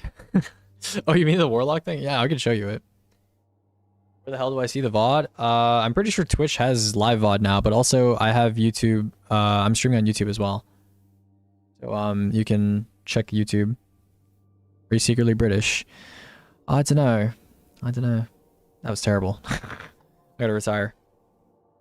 I'm gonna retire. It's like 3 people just instantly saying stop. Yeah. Okay, getaway artist. I think this is what I run. Yeah. Gotta run this. This is good. You don't need to run Song of Flame. You can run this, or you can run this. Up to you. You know, this can also be subbed for like this. Yeah. Height. It's not live on Twitch unless you're subbed. Well, I mean, you could just go to YouTube then. YouTube, that shit is gonna stay up. Yeah. Holy moly, bro. I feel like I just took a massive shit, you know? That's what I feel like. I feel like I just took a massive dump.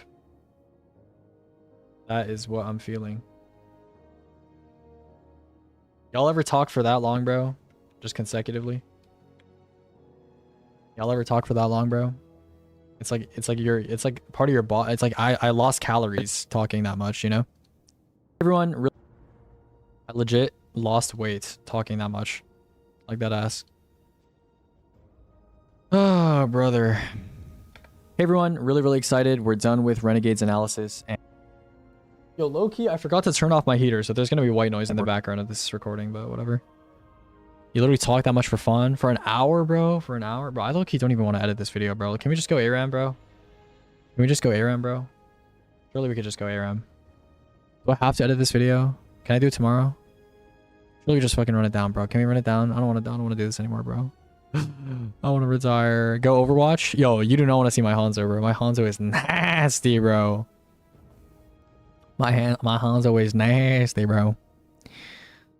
My Hanzo is nasty. I've seen it. You've literally seen my Hanzo, bro. It's actually not bad, right? Yeah, I know, bro. I know. It's clean. Yo, I'm actually down to play Overwatch with you. I'm actually down. Get Astra on. Get Astra on. Get Ash on. Holy fuck, bro. Widow 1v1 me? I suck at traditional hit scans, bro. I actually suck balls. Have you seen my D2 aim, bro? I suck at traditional hit scans, bro. Go ARAM, find the love of your life, and retire from Destiny. Bro, I don't think I'm finding the love of my life playing ARAM, bro. I'm not gonna lie to you. I don't think so. Not of my life. Maybe of the week. Second hardest ladder in gaming after League. Bro, get serious. Get serious, bro. What is your stat spread when running boots, since you mentioned 100 class for that? Just run 100 for grenade, super class, and as much weapons as possible. You should go weapons maxing, and then go a little bit of super maxing, and then go... I think like weapons super grenade. Name a harder ladder. Chess.com. V-Day Elo. That's a pretty hard ladder, I think. Yeah. You just got cooked, bro.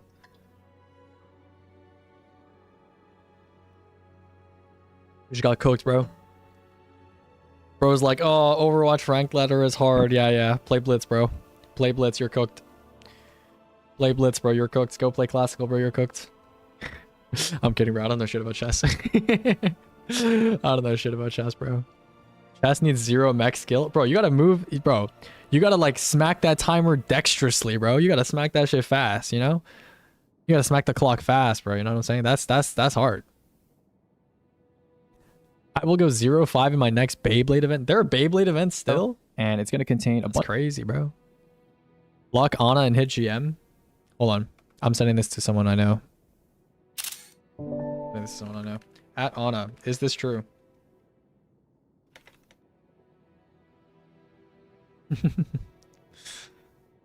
Hi, Ana. Hello. How are you doing? Is Getaway still viable if not running 200 grenade? Yeah, that's fine. Can you stream for like another hour or two? I need... Okay, bro. Fine. Okay, listen, chat. Hopefully I paused for long enough whenever I made a mistake that I can like just not edit the video and just like look for pauses. Like this is obviously a pause, right? I talked about this before and said that, you know, I'm not gonna fully test practically. Oh, I got bro. My throat is gonna be like a heron.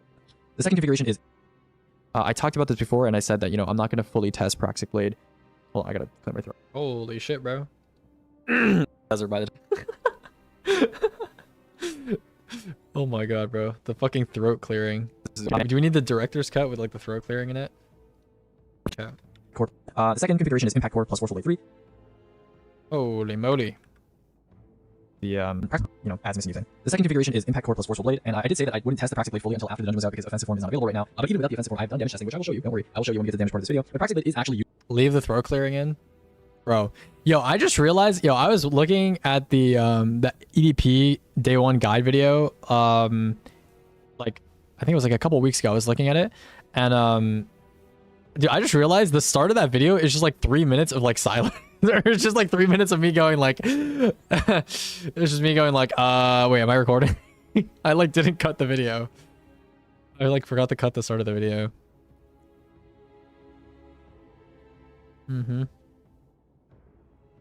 Well, Mrs. Covey. Yeah, you're welcome. You're welcome. Move all the throat clearing to the end of the video. Yeah, do a little bloopers reel. All right, we gotta find anywhere where like I was clearing my throat. We gotta find it. So far, this all looks good. So far, this all looks good. Maybe here? Hello? Okay, so that is it for shopping. A strong recommendation. Okay, so that's just like me saying okay. Where's the next like throat clearing? Where is the next? I'm worried that I went like fuck and I cleared my throat and it like doesn't show up as like a pause. You know? You took 2 water breaks? I'm pretty sure I took 3. I think I took 3. Okay, let's try to find it. Maybe here? Nova, you have well, you know, a lot of different stuff you can use on day one. Okay, so that is it. Okay, never mind. That's an okay. That's an okay break. Oh, I found one. That's got to be it, right? For damage stuff, I'll try to splice in some clips. We'll talk about it. That's it for damage. Yep, that's definitely a break. Let's talk about builds. Too boring. But yeah, that's it for damage. Let's talk. Holy. Where is 2x speed button? That's what I'm saying. Let's talk about builds. So, dude, when I watch my videos back, oh my god, when I watch my videos back, I actually watch them on 2 times speed, like dead ass.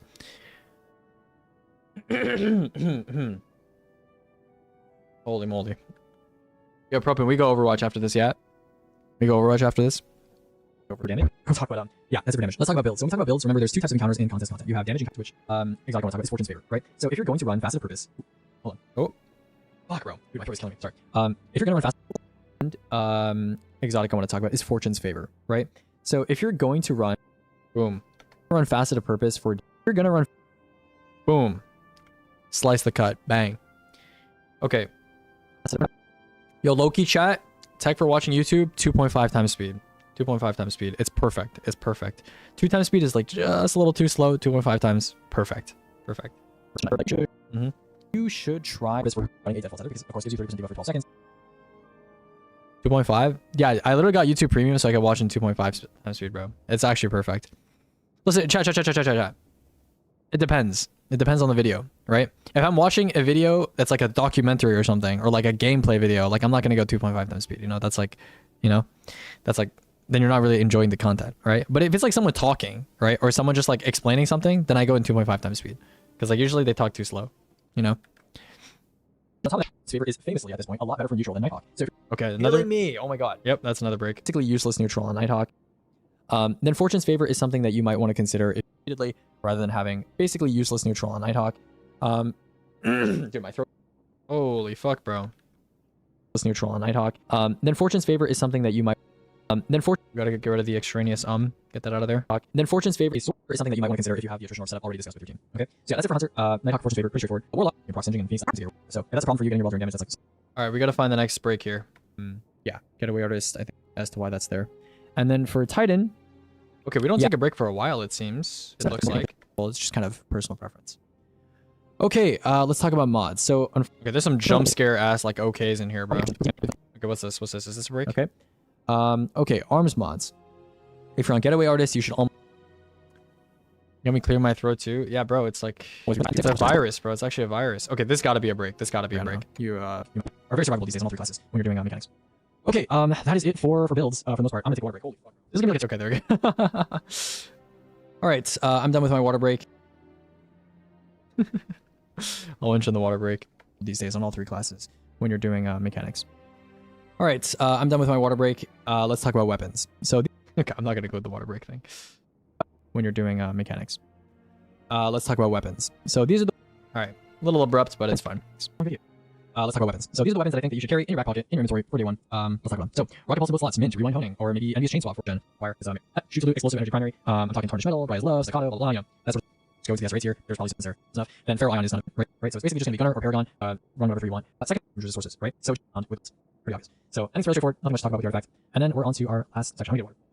Another water break, bro. There was no 2 water breaks. It was like 6. Holy shit. Nothing much to talk about with the artifact. And then we're on to our last. Okay, our last 2 sections. It's fairly straightforward. Nothing much to talk about with the artifact. Okay. All rights variant of okay. Yeah. I do be saying okay a lot. With the artifact. Okay, our last two sections. Tech. We have 2 things for tech. I was gonna maybe put some more stuff, but I can't really think else. For the day 1 stuff, you can kind of click off the video now. Trade-offs is gonna be this. We kind of discussed this already when we came with recipes you might think, especially because bubble, where they're going to run passive purpose spam, or they're going to run action. Darcy is like a small position you enjoyed. Good luck with this video. I'm going to go and massage my throat because I've been talking for like 2 hours. Goodbye for now, and good luck with your day 1 prep.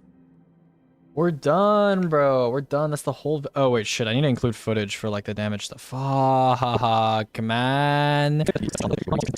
Can you guys just, like, imagine what Wolfsbane looks like? Do I have to show you? I have to show you what Wolfsbane looks like? Okay, I'll show you what Wolfsbane looks like. I'll show you it. Fine. Fine, I'll show you what it looks like. Fine, guys, I'll put it in the video. Alright, where's the Wolfsbane section? It's like here somewhere. Yeah, you obviously need a good Synancia roll, right? It's hard to make you like unkillable during damage. But I will say, like, I tested Wolfsbane with Relentless for 5 seconds or so. So if the phase is really, really long, toss up it depends. But it's a little tight to think about Wolfsbane because I have a lot of friends who are and people wrote off Finality's Augur when it first came out. If you might notice that in neutral play, when you're just, you know, hitting ads and killing ads with Assault Bar, which I think right now, so you need to haul ass and you need to swap off the axe as quickly as to whatever weapon you want, and then swap back. You can preserve. The problem with this is that, first of all, a lot of people don't know that you have to get that charge back, and if you heavies, right, at the very end of your final heavy, the extended timer that they made, the thing is if you are to do the optimal combo with Wolfsbane... Okay, I'm just gonna put the footage here, okay? I'm putting the footage here. That's where it's going, okay? Let's just, you know... Yep. It's going over here. We're hitting the 0.85. We're hitting the drop shadow. We're hitting the generator. We're hitting the 50% opacity. We're hitting the cross dissolve, you know? We're hitting this. We're hitting this. Okay. If you are to do the optimal combo with Wolfsbane while you have nano assault active, which I think right now with the extended timer that they made is heavy, light, heavy, light, heavy, light, heavy, light, heavy. I think it's 5 heavies, right? At the very end of your final heavy, your timer is going to be at 0 seconds. So you need to haul ass and you need to swap off the axe as quickly as possible to whatever weapon you want, and then swap back onto it. And that way you can preserve your bar. Now the problem with this is that, first of all, a lot of people don't know that you have to swap back, you know, quickly, like swap off and back quickly to get that charge back. And if you don't get your charge back, you don't get the refund, and you're back to 0. This thing sucks. Well, it doesn't suck, but like you have to do like essentially you have to waste like 12 extra light attacks of just hitting Wolfsbane without the buff, right? Which sucks, right? That's number 1. Number 2. Is while you're doing nano assault attacks, your attacks reset more quickly in your cycle if you're holding S. So make sure, I think it's any movement key, but S is obviously the best for swords. So just hold S while you're doing your heavy light and try to buff your inputs a little bit. And that will give you a little bit more of a window at the end, so you're not running out of your timer with very little time left to swap to get that refund back. So I'm pretty sure if you don't hold S and you do like slower combos, it's basically impossible to get the refund. So I'll show it up on screen like while I'm talking so you know what I'm talking about. But that refund is very, very important, so just be aware of that. Okay? So okay, so that's like a good place to end the clip. That was good, you know? That was good. Good job, me. Excellent work, everybody. Nice job. So that is it for standard melee bosses. A lot of talking. Let's go to mobile range bosses. I think the meta for this dungeon is actually very simple. It's either swords or finality sniper. Which finality sniper? Okay, do we need to show clips for any of this other shit? Like, do we? Okay. Here's what I'll do. Okay, I'll upload all the like clips of the rotations and stuff onto my YouTube channel and an unlisted playlist. Okay, I'll just put some text. I'll just put some text, bro. ICBA. ICBA, bro. Alright. All the damage rotation footage is in an unlisted playlist in the description. Okay. And then we do a little bit of line spacing, a little bit of a stroke, a little bit of this, and this, and this, and this. Okay, there we go. And then we need a little bit of this. Put that. Oh shit. Okay. Put that over here. Put that over here. And put that over here. Here. And put this here. Alright. I'm putting this at the end of the video, and I'm uploading all of this shit onto my YouTube into the playlist so people can see. That is it. Wow. That is it for this video. I hope this was not longer than 2 hours. And I hope you're not too bored because I know there was not a lot of visual stimulation in this video. I'll try to throw in some footage because obviously I recorded all my demonstrations and stuff. But I hope you guys enjoyed. Good luck with this video. I'm going to go and massage my throat because I've been talking for like 2 hours. Goodbye for now, and good luck. Okay, cool. Guys, we did it. The video's done and stuff and things. I'm gonna put my classic Chill 3 track behind it. You know, my favorite. And just gonna chunk that in there. Right? Beautiful stuff. Beautiful stuff. Beautiful stuff. Beautiful stuff. Okay. There we go. We're gonna export this. We're gonna bounce this shit. And yeah. Okay. All right. Beautiful. Equilibrium day 1 prep. All right. This video has almost no stuff in it that moves, so it should be a very fast render. It should be this is probably gonna drop to like 8 minutes or something. So yeah, let's make a thumbnail. Oh god, I have to make timestamps for an hour-long video. Oh fuck. Okay, all good. I'll start uploading all this stuff into a playlist, and yeah, I'll make a thumbnail. Bungie has resources for Equilibrium, right? For like pictures and stuff. Setup tutorial videos. What is this? Oh, cool. Equilibrium stream files. Interesting. Is there no like Equilibrium like thingy? Can I have this without the this stream is currently offline thing? Press kits. Equilibrium dungeon. Browse. Ah, there we go. Beautiful. Okay. Let's grab this one. Just do an MS Paint thumbnail. Unfortunately, MS Paint thumbnails are generally horrible for our viewership. So, as much as I would like to, I will not. All right. I'm gonna grab this, put that in here, you know. Grab this. That stinks, sorry. No, it's fine. I used to do that. Random league gameplay. Yep. Okay. Holy moly. My throat is fucking dying. Alright, we're just gonna do like some small stuff, you know? Some small stuff. Stream. Emotes. Get the Aegis relic in there, you know? Put the Aegis relic in here. Little guy in the corner, you know? Waving hello. And then, what do we need to put?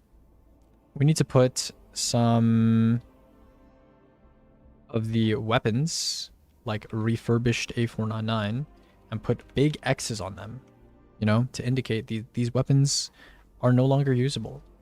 Okay? So on Civil Discourse, put that in there. And then, what else are we putting? Navigator? Yeah, sure. I can put Navigator in there. Oh, do I even have oh, Navigator is it's a the weapon. The Navigator. Okay. And then what weapons are taking its place? We have Praedyths, which I don't even know if I have oh, I do. Okay. Praedyths. We have Finality's Augur. And we have the Praxic Blade. Or I can put Wolfsbane, you know, because we fuck with Wolfsbane in this household. I actually don't even have a screenshot of Wolfsbane. I need to get a picture of Wolfsbane. Alright. Come on, show up.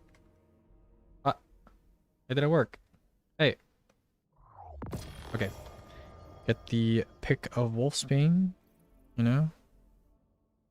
Grab that. Okay. Let me just grab the Wolfsbane real quick. Put it in here. Alright. Wolfsbane. Bang. And then why Sinancy over Bequest? Because Bequest requires Surrounded to be good, and also they are very similar even when Bequest has Surrounded. Okay. How shall we go about presenting this information? I could like zoom this in a bit more maybe. Nah, that's fine how it is. Okay. We'll do this. And I don't really know how to like organize these images in such a way that I would like them to be. Hold on. Need this. Do I just like, no. Hold on. Let me just kind of move these weapons around real quick. Disabled stuff at the top and replacements at the bottom. I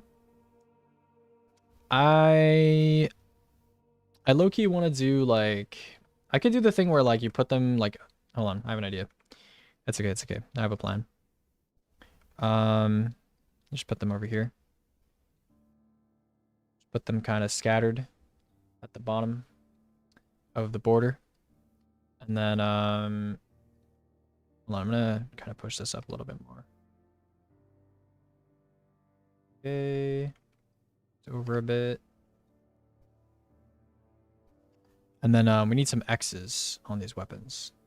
Need some X's. I'm gonna gray them out. I'm gonna make them look dejected and miserable. And then the 3 weapons over here, these I'm going to make awesome and cool. Just do that. And these 3 are gonna be big. Them over here. I don't really like the. I like how this looks. Get some seagulls on there. What do you want seagulls? What do you want seagulls on this? What are seagulls for? Okay, I'm gonna move this like down. And I'm gonna put these 3 weapons. I kind of want them to be centered, but like a little tight then. Bottom icons need to be smaller. They will be a lot less noticeable once I do the graying and vignette thing. My saxophone bug. Alright, bruh. Alright, bruh. Yeah. Okay, hold on. First, I need to do a thing. Let's do this real quick. Yeah, where is the center of the fucking canvas? Hello? Is this the center? Oh, that's the center. Okay. Feather 200. Oops, wrong way. Okay. Why is this? Oh, fuck. Oops. These.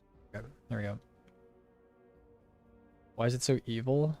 You'll see. You'll see. This needs to be, it's a little strong. Yeah, I'm gonna decrease the opacity, don't worry. Let's be over here. And do this. And these 3 weapons need to be on top of it. And we're going to apply this at a layer mask, maybe? Actually, I don't know. Where do you get high quality pictures of weapon icons? I screenshot them. Also, I upload them to my public drive folder, my projects folder.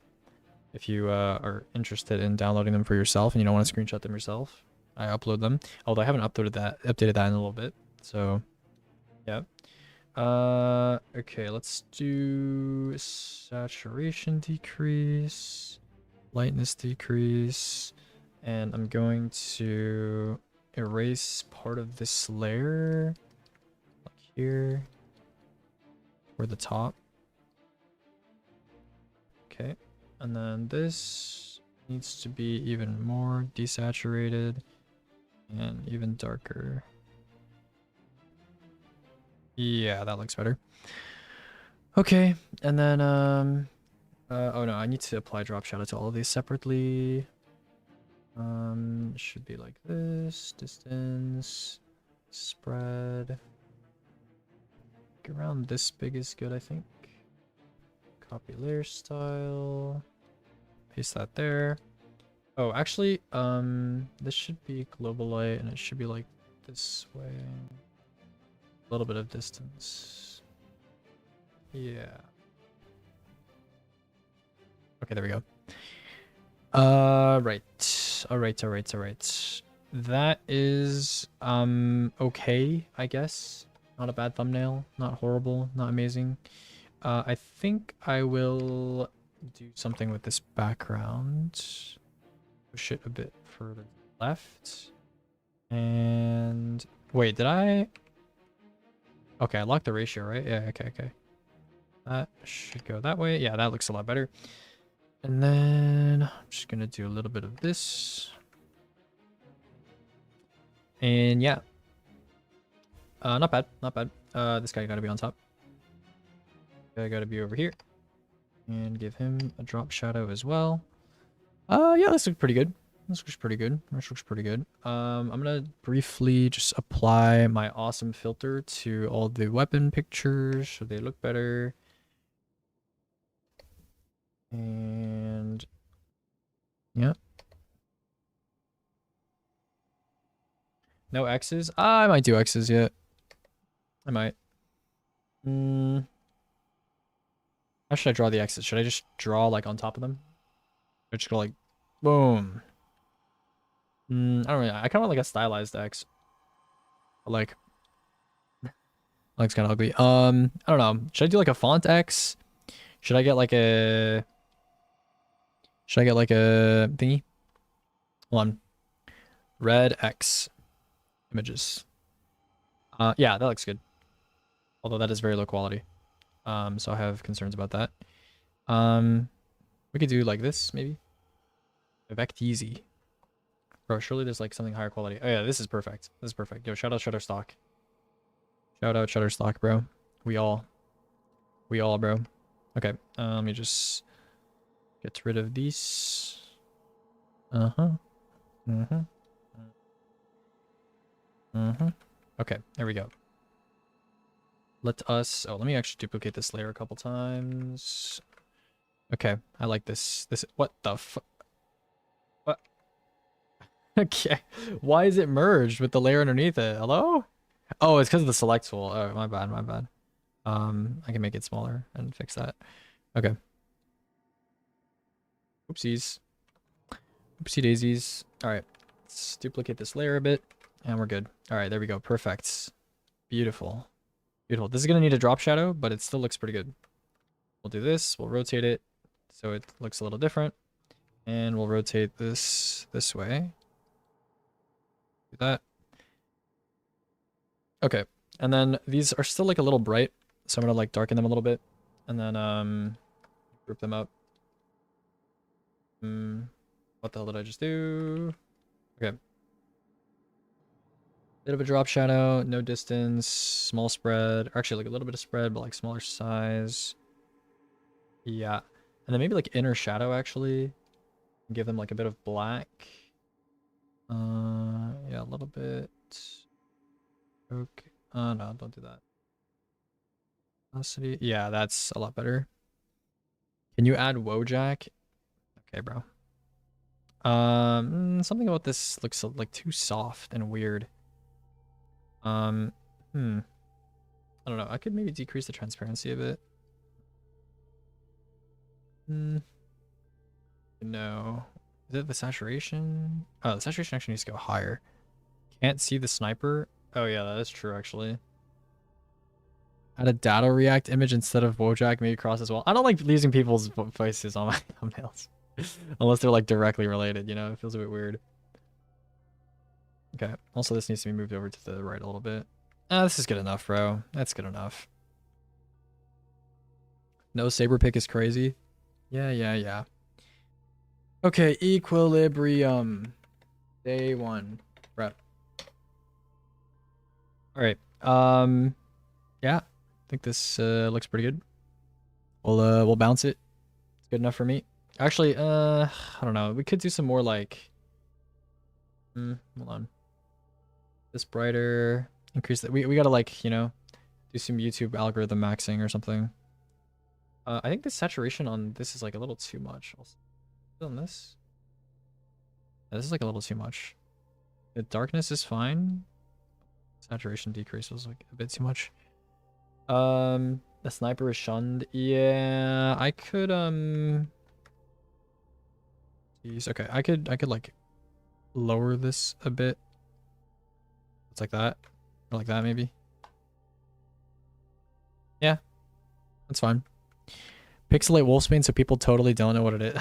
I'm not pixelating shit, bro. I only do that for like tier lists. Okay. Yeah. I'm gonna export this, John. Equilibrium day one prep. Okay. It's good enough. It's good enough, guys. It's good enough. Honestly, it's good enough. Okay, is this shit done uploading yet? Or no, it's done rendering. I need to upload it now. Okay. We'll upload it. We will upload it, chat. Surely there's no like breaks in the video that I didn't catch. Surely, right? Surely. Equilibrium. I have so many thumbnails, bro. Holy shit. Equilibrium day one prep. There we go. I don't know what to title this video, low-key. I low-key don't know what to title this video. Everything you need to know for day one equilibrium. Day one prep colon. Like the most boring way to title it would be like day one prep equilibrium, but like I want something with more spice, you know? All hail the LARP saber. Okay. Okay. How to complete contest equilibrium easy. True. True. Equilibrium day one guide. Ah, man, I don't know. Here is how I'm getting worlds first. Yeah. Praxic is bad? Question mark. Bungie does not want you to see this. No, I'm not gonna do that. I don't know. It's a work in progress. I'll figure out the title later. Tetra, how much longer do I have to stream for before I can go play Overwatch? How long? How to dunk on Salta Grappa. Okay, bro. I need 1.5k, bro. Okay. Goodbye. In a world without A499 and uncivil discourse, what is there to do? Nah. I don't need to be weird in the description, bro. I don't know. I don't know what to say, bro. I don't know. My brain is cooked. My brain is completely fried, bro. My brain is completely fried. What do I even write for, like... What playlist does this even go into? Endgame Essentials? It's going into Endgame Essentials, bro. That's where it's going. Also, there's no Destiny 2 Renegades game on YouTube yet. It doesn't exist. Like, Edge of Fate is there, but it doesn't exist. Someone at Bungie needs to add Destiny 2 Renegades to the YouTube game directory, you know? Alright. What is this? What did I choose? This one? Okay. When did you use the Destiny 2 tag? I do now. How much damage per shot was Praetor's Revenge doing per shot on Ultimate? I can check. Oh wait, this is the wrong video. Sorry. It was doing Finality Sniper. It was doing 641 or something. Or potentially maybe more than that. I don't know. 610 it looks like. Never mind. Now it's down to 523 because I have lost toning. Somewhere around 600. That's your answer. Somewhere around 600. Okay? That's your answer. Somewhere around 600. That's what you're getting from me.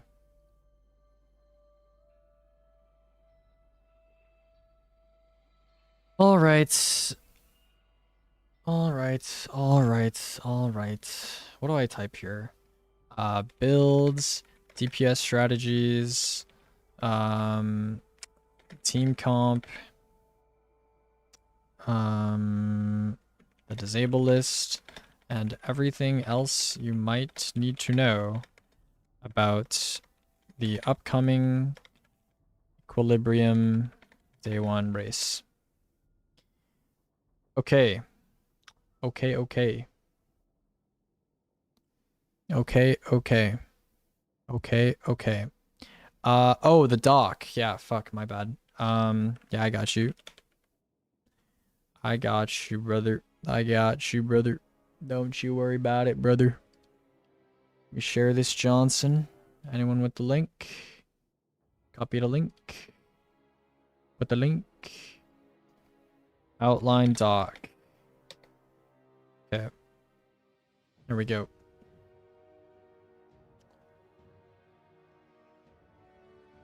Everything you need to know.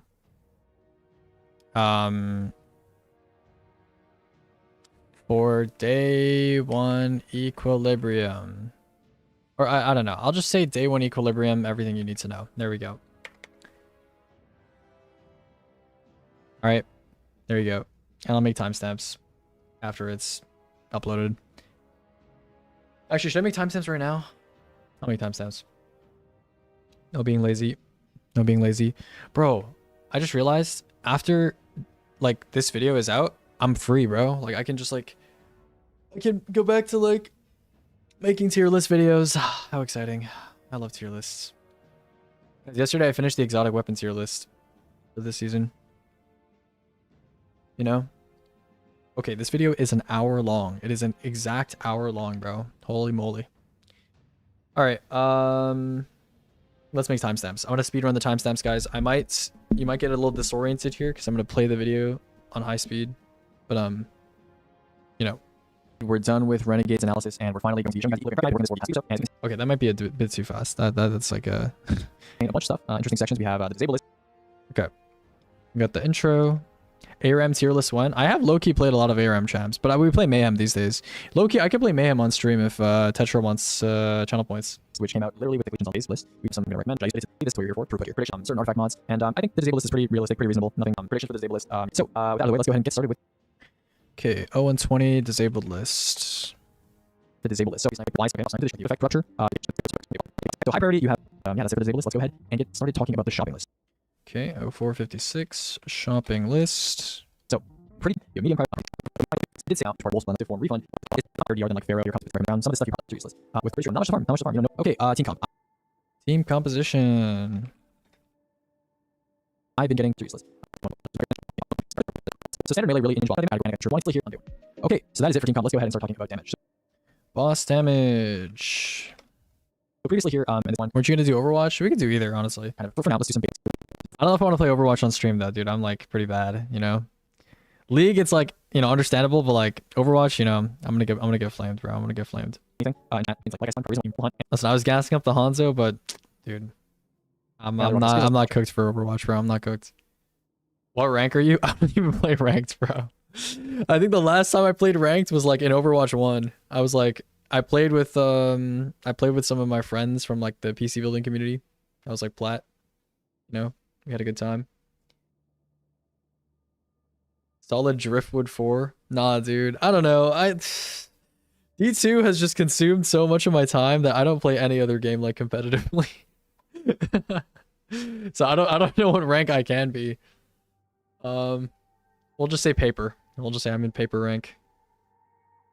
You think Hinge Ladder is harder than League? What is Hinge Ladder? Like the dating app Hinge? I've seen advertisements for Hinge. Is there a ladder?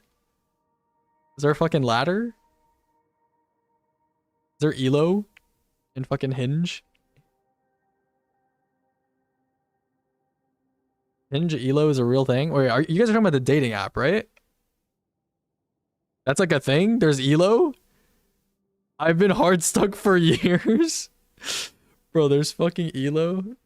Dude, I'm top 500 hinged. I'm top 500. I'm unhinged. That's my title. I'm top 500 hinge. Try spicing some clips here. So the name suggests there's a bot number. It's not just okay. So that's it for damage stuff. I'll try spicing some clips here when I edit this. It's not too boring. It's not just me talking over. We'll talk about. Yeah, that's it for damage. Let's talk about builds. Holy shit. Uses Elo systems and put you in piss low if you're chopped. Yo, we're all in piss low then, bro. GG. We're all in piss low. Ay, ay, ay, ay, ay, bro. Ay, ay, ay, ay, ay. Yeah, we can you're basically for room step 2. That's another drive. I think all of the loadouts I've been presented with a lot. There's not too many that are really crowded contests. In general, we've condensed all of the loadouts. We've kind of condensed. You don't need to run multiple loadouts for roam. On Hunter, that is it for damage loadouts. Let's talk about roam loadouts. 4210. Dude, this guy is the fucking yapper, bro. That is the fucking yapper. He needs to be stopped. Situation. Think the racks. This for roam content. Absolutely never loadout. Tipped right on previous sections. Well, I guess happens. So you hold some carry in your back pocket in your inventory for day 1. Let's talk about weapons. Disable, I guess. But yeah, that's not really necessary. I know you are very survivable these days on all 3 classes when you're doing mechanics. Let's talk 4640. Weapon list. about weapons. So these are with how independent people are. You just need anything like damage. Type of primaries on this in terms of that's the armor, but yeah, that's there that you look for. Okay, that's it for weapons. Let's talk armor. 4951 armor list. I think everyone has kind of so for warlock and you kind of disable effects gunner or paragon purely. So you might want to run into your okay artifacts. Artifacts 5212 artifact mods. We're almost at all that. But first, tool. Let's and then stage stuff like books. And so I don't really think of anything else. I think it's fairly straightforward. Nothing much to talk about with the artifact. Okay, our last 5605 useful tech. Is going for ion even worth it? You can. 2 sections are like really I think a lot of people run Pharaoh Smoke with orb gen. more on arc than it does on Pro Island. These are before memories. A lot of you guys have been asking me. I just didn't really know what video to throw it in, so I just threw it in this one. Okay. A lot of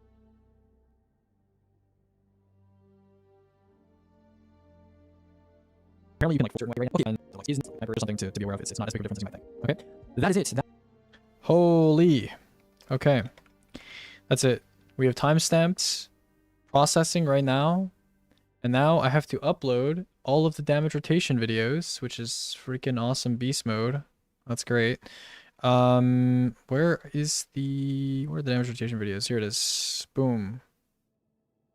You cannot upload more than 50. Fuck off, bro. Okay. My bad. 15 videos at once. There you go. This is going to take me a while to upload, but it's okay. All right. All right. Yo, Propin, are we going ARAM or what? Are you here? I look, you need to talk with my day 1 team as well about what classes we're gonna run and stuff. Yep. This is gonna take forever to upload, bro. Holy moly. What did you say? Are we going ARAM or what, bro? What's the deal?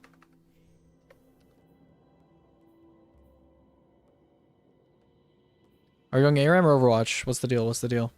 Overwatch, bro? Okay. Okay. Right now? In a little bit. I want to get this video done, checked, and uploaded and stuff. When are you becoming a League streamer and spreadsheet maker? Bro, I gotta get so much better at League if I'm gonna be a League streamer, bro. What's the updated not swap? Do you fuck with League arenas? Like arena? I don't play very much because I'm kind of like a noob. But because I don't play a lot of champs. My champ pool's pretty small. Bro, I ended Q. What do you mean I ended Q?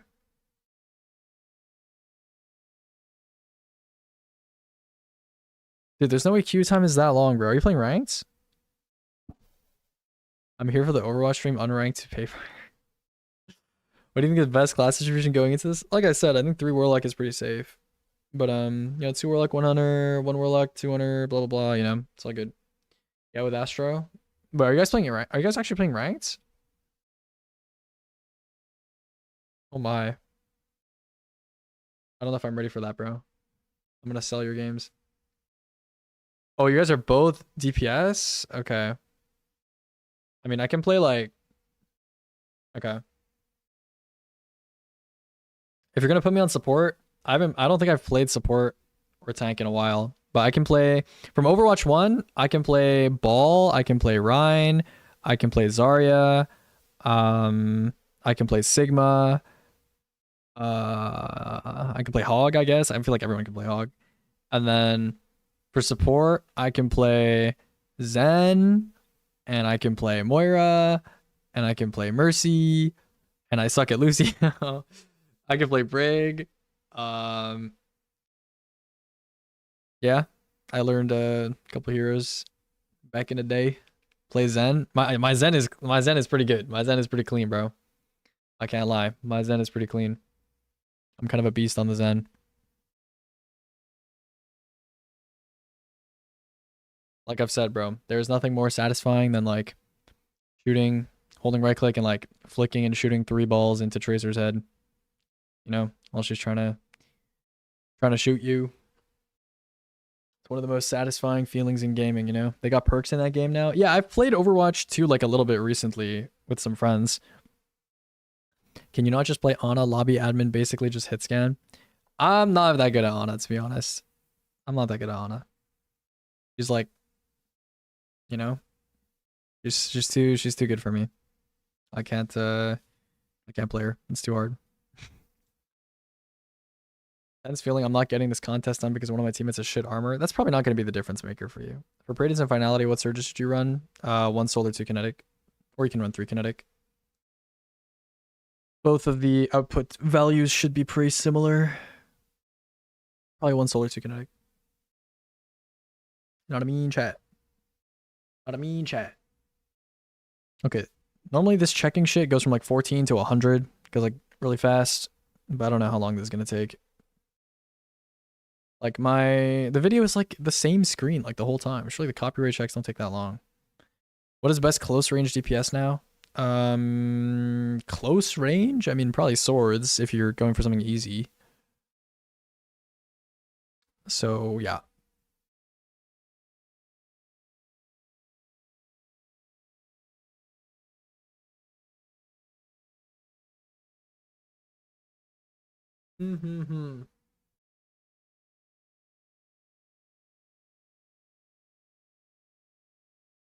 Yo, Propin. You wanna go 1 Mayhem? You wanna go 1 ARM Mayhem? Thoughts? Before we play Overwatch? Your thoughts on this matter?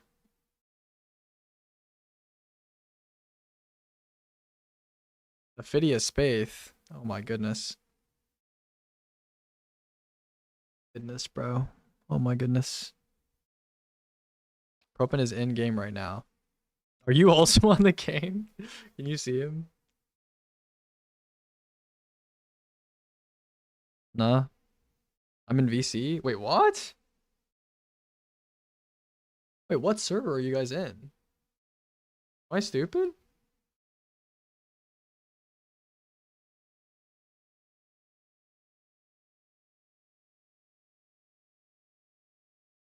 Where are you guys?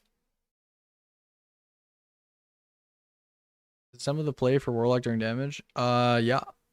Yeah. Well, at least one of your Warlocks has to be on Assembler. Everyone else can be on whatever they want, aka Getaway Artist.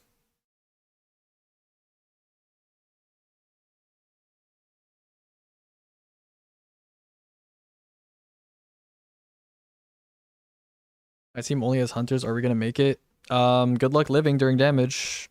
Good luck. Gonna have to beast it out.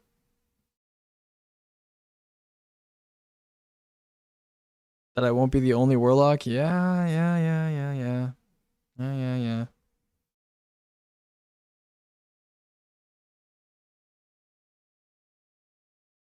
Yeah.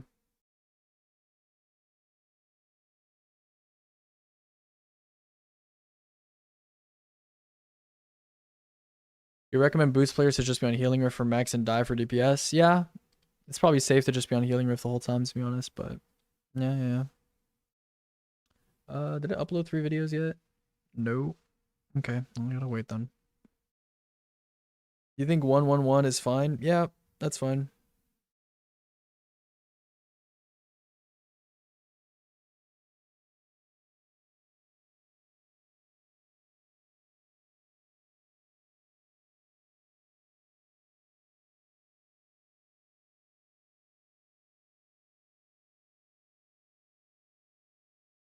Is boots for any DPS phase? Yep.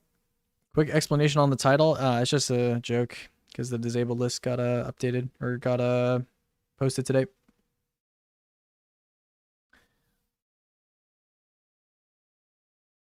Your GPU died after you did the update, bro. You are cooked. You are cooked, bro. You should definitely have a boots to the assembler warlock. Yep.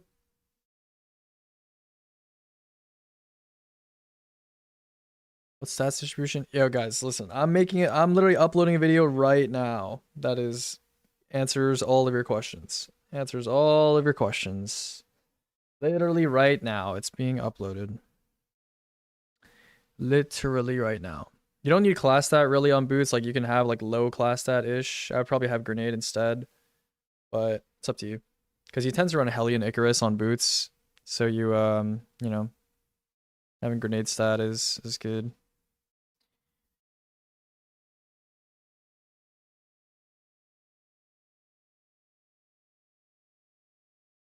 Yeah.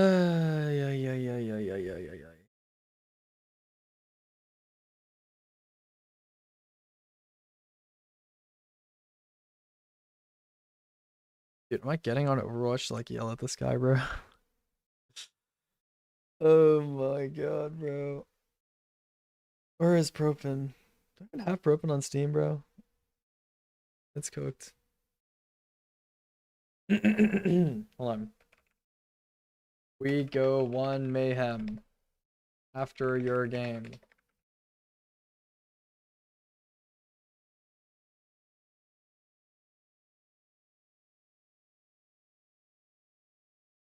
Exclamation mark monitor. Yeah. I have a I actually don't know what monitor I have right now. I've changed monitors like 3 times recently. It is an IPS like 1440p 180 hertz monitor, I think. It's just like a random 1440p 180 panel because I had an OLED that I was using and then I broke. So, yep. How's damage test hell going? It's fine. I'm mostly done. I'm done. I should say I'm done. Yep. That shit probably costs like 700. What, my monitor? No. My monitor costs like 230 or something. 250. That's pretty cheap for a 1440p 180 panel. Yeah. 1440p 180 IPS panels are really cheap now. Yeah, they're super cheap. The OLED was considerably more expensive, but it broke in transit while I was bringing it to Canada. So I will get it warranted later when I go back to Canada because I bought it in Canada. Yeah. I had an Odyssey G61 SD, I think, or something like that, which is it's a pretty nice OLED, but I borked it. I got fleeced a few years ago. Yeah. Do you go to school in Canada? Yeah, I graduated from University of Toronto. This summer, spring-ish. It was 600. Yeah, I mean 1440p like 144 hertz IPS monitors were like 600 like a while ago, like maybe like 6 years ago, maybe 7 years ago, 8 years ago. These days they're like 200, 250 for like a decent IPS panel. Does that mean you're fluent in Torontonese, dude? Oh, the Toronto voice that people use on like TikTok and shit. I lived in Toronto for like maybe a third of my life, and like I don't think I've ever heard anyone talk like that. I mean, granted, I didn't like go into the city very often, but like, yeah, I don't. No one talks like that, bro. No one fucking talks like that. What was your major? I did poli sci and comp eng, or like, yeah, poli sci, comp eng, and like a bit of ethics and law related stuff. So it's a British accent situation. Yeah, wagwan, wagwan. No. Krosky is crazy, bro. What is Krosky? We're just making shit up, bro. We just making shit up, bro. 56%, bro. 56%, bro.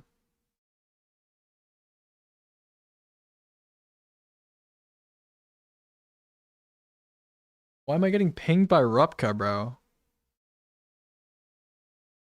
What? Ugh, bro. Bro, just DM me. Konnichiwa Wagwan, top left. Dude, Sayun put me onto that shit. That shit's so funny.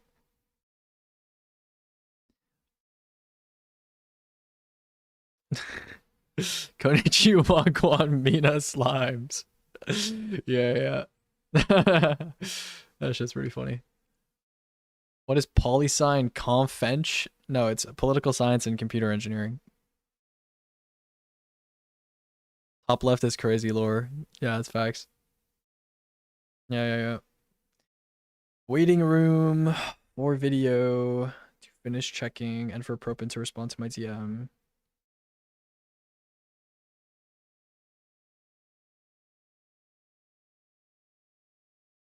What is this Rupka guy talking about?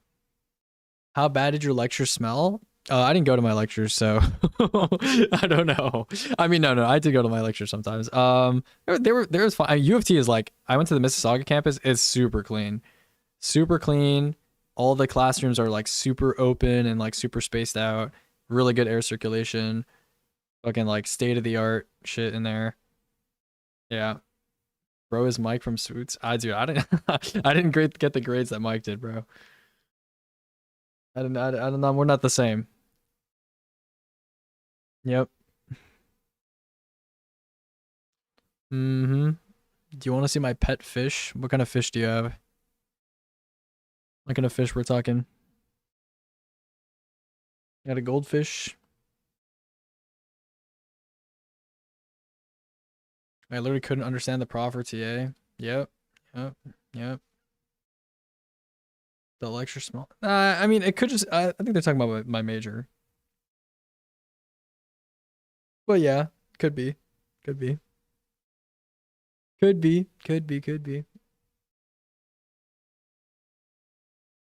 I'll be charitable. What is Rupka even talking about, bro? What is this guy saying, bro? It's you have a leash for your fish? Why do you have a leash for your fish? You take your fish on walks or what?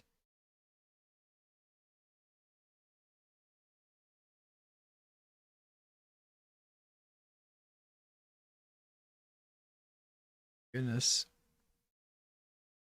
Okay, that's just not yours, bro. That's just not your picture. Like, there's just no way you have, like... That is cruel, bro. That is cruel, bro.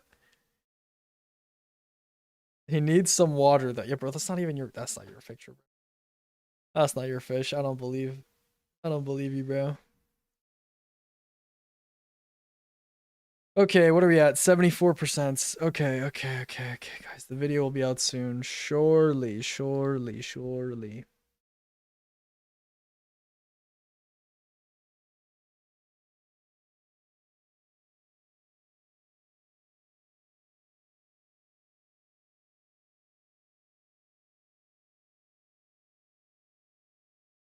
The anticipation is killing me, bro. It's killing me. Oh, wait. Is it good? Are we good? Checks complete? Yo, we're good. All right. Yo, send it. It went from 74% to instantly done. All right, we're good. Thanks for the coming along for the ride chats. Video is out. Should be public now, you know. Have a good day. Beautiful people. I'm gonna raid someone, I think. And yeah. Destiny 2. Destiny 2. Is anybody doing something cool? C-Bro just started streaming. No top 500 hands of POV. It's up, bro. Like, bro. Yeah, it's not top 500. Maybe bottom 500, bro. Maybe fucking bottom 500, bro. All right, we gotta find some. Oh, Trio DSC. Yo. That's getting the raid. Chat. That's getting the raid. All right. I'll see you guys later. I'm gonna enjoy the rest of my day, relaxing, maxing, having a good time. And you know, you guys have a good one. Treat whoever I'm raiding nicely, you know. They're doing Trio DSC. Wish them luck. And yeah, I'll see you guys around. Bye for now. Enjoy the video.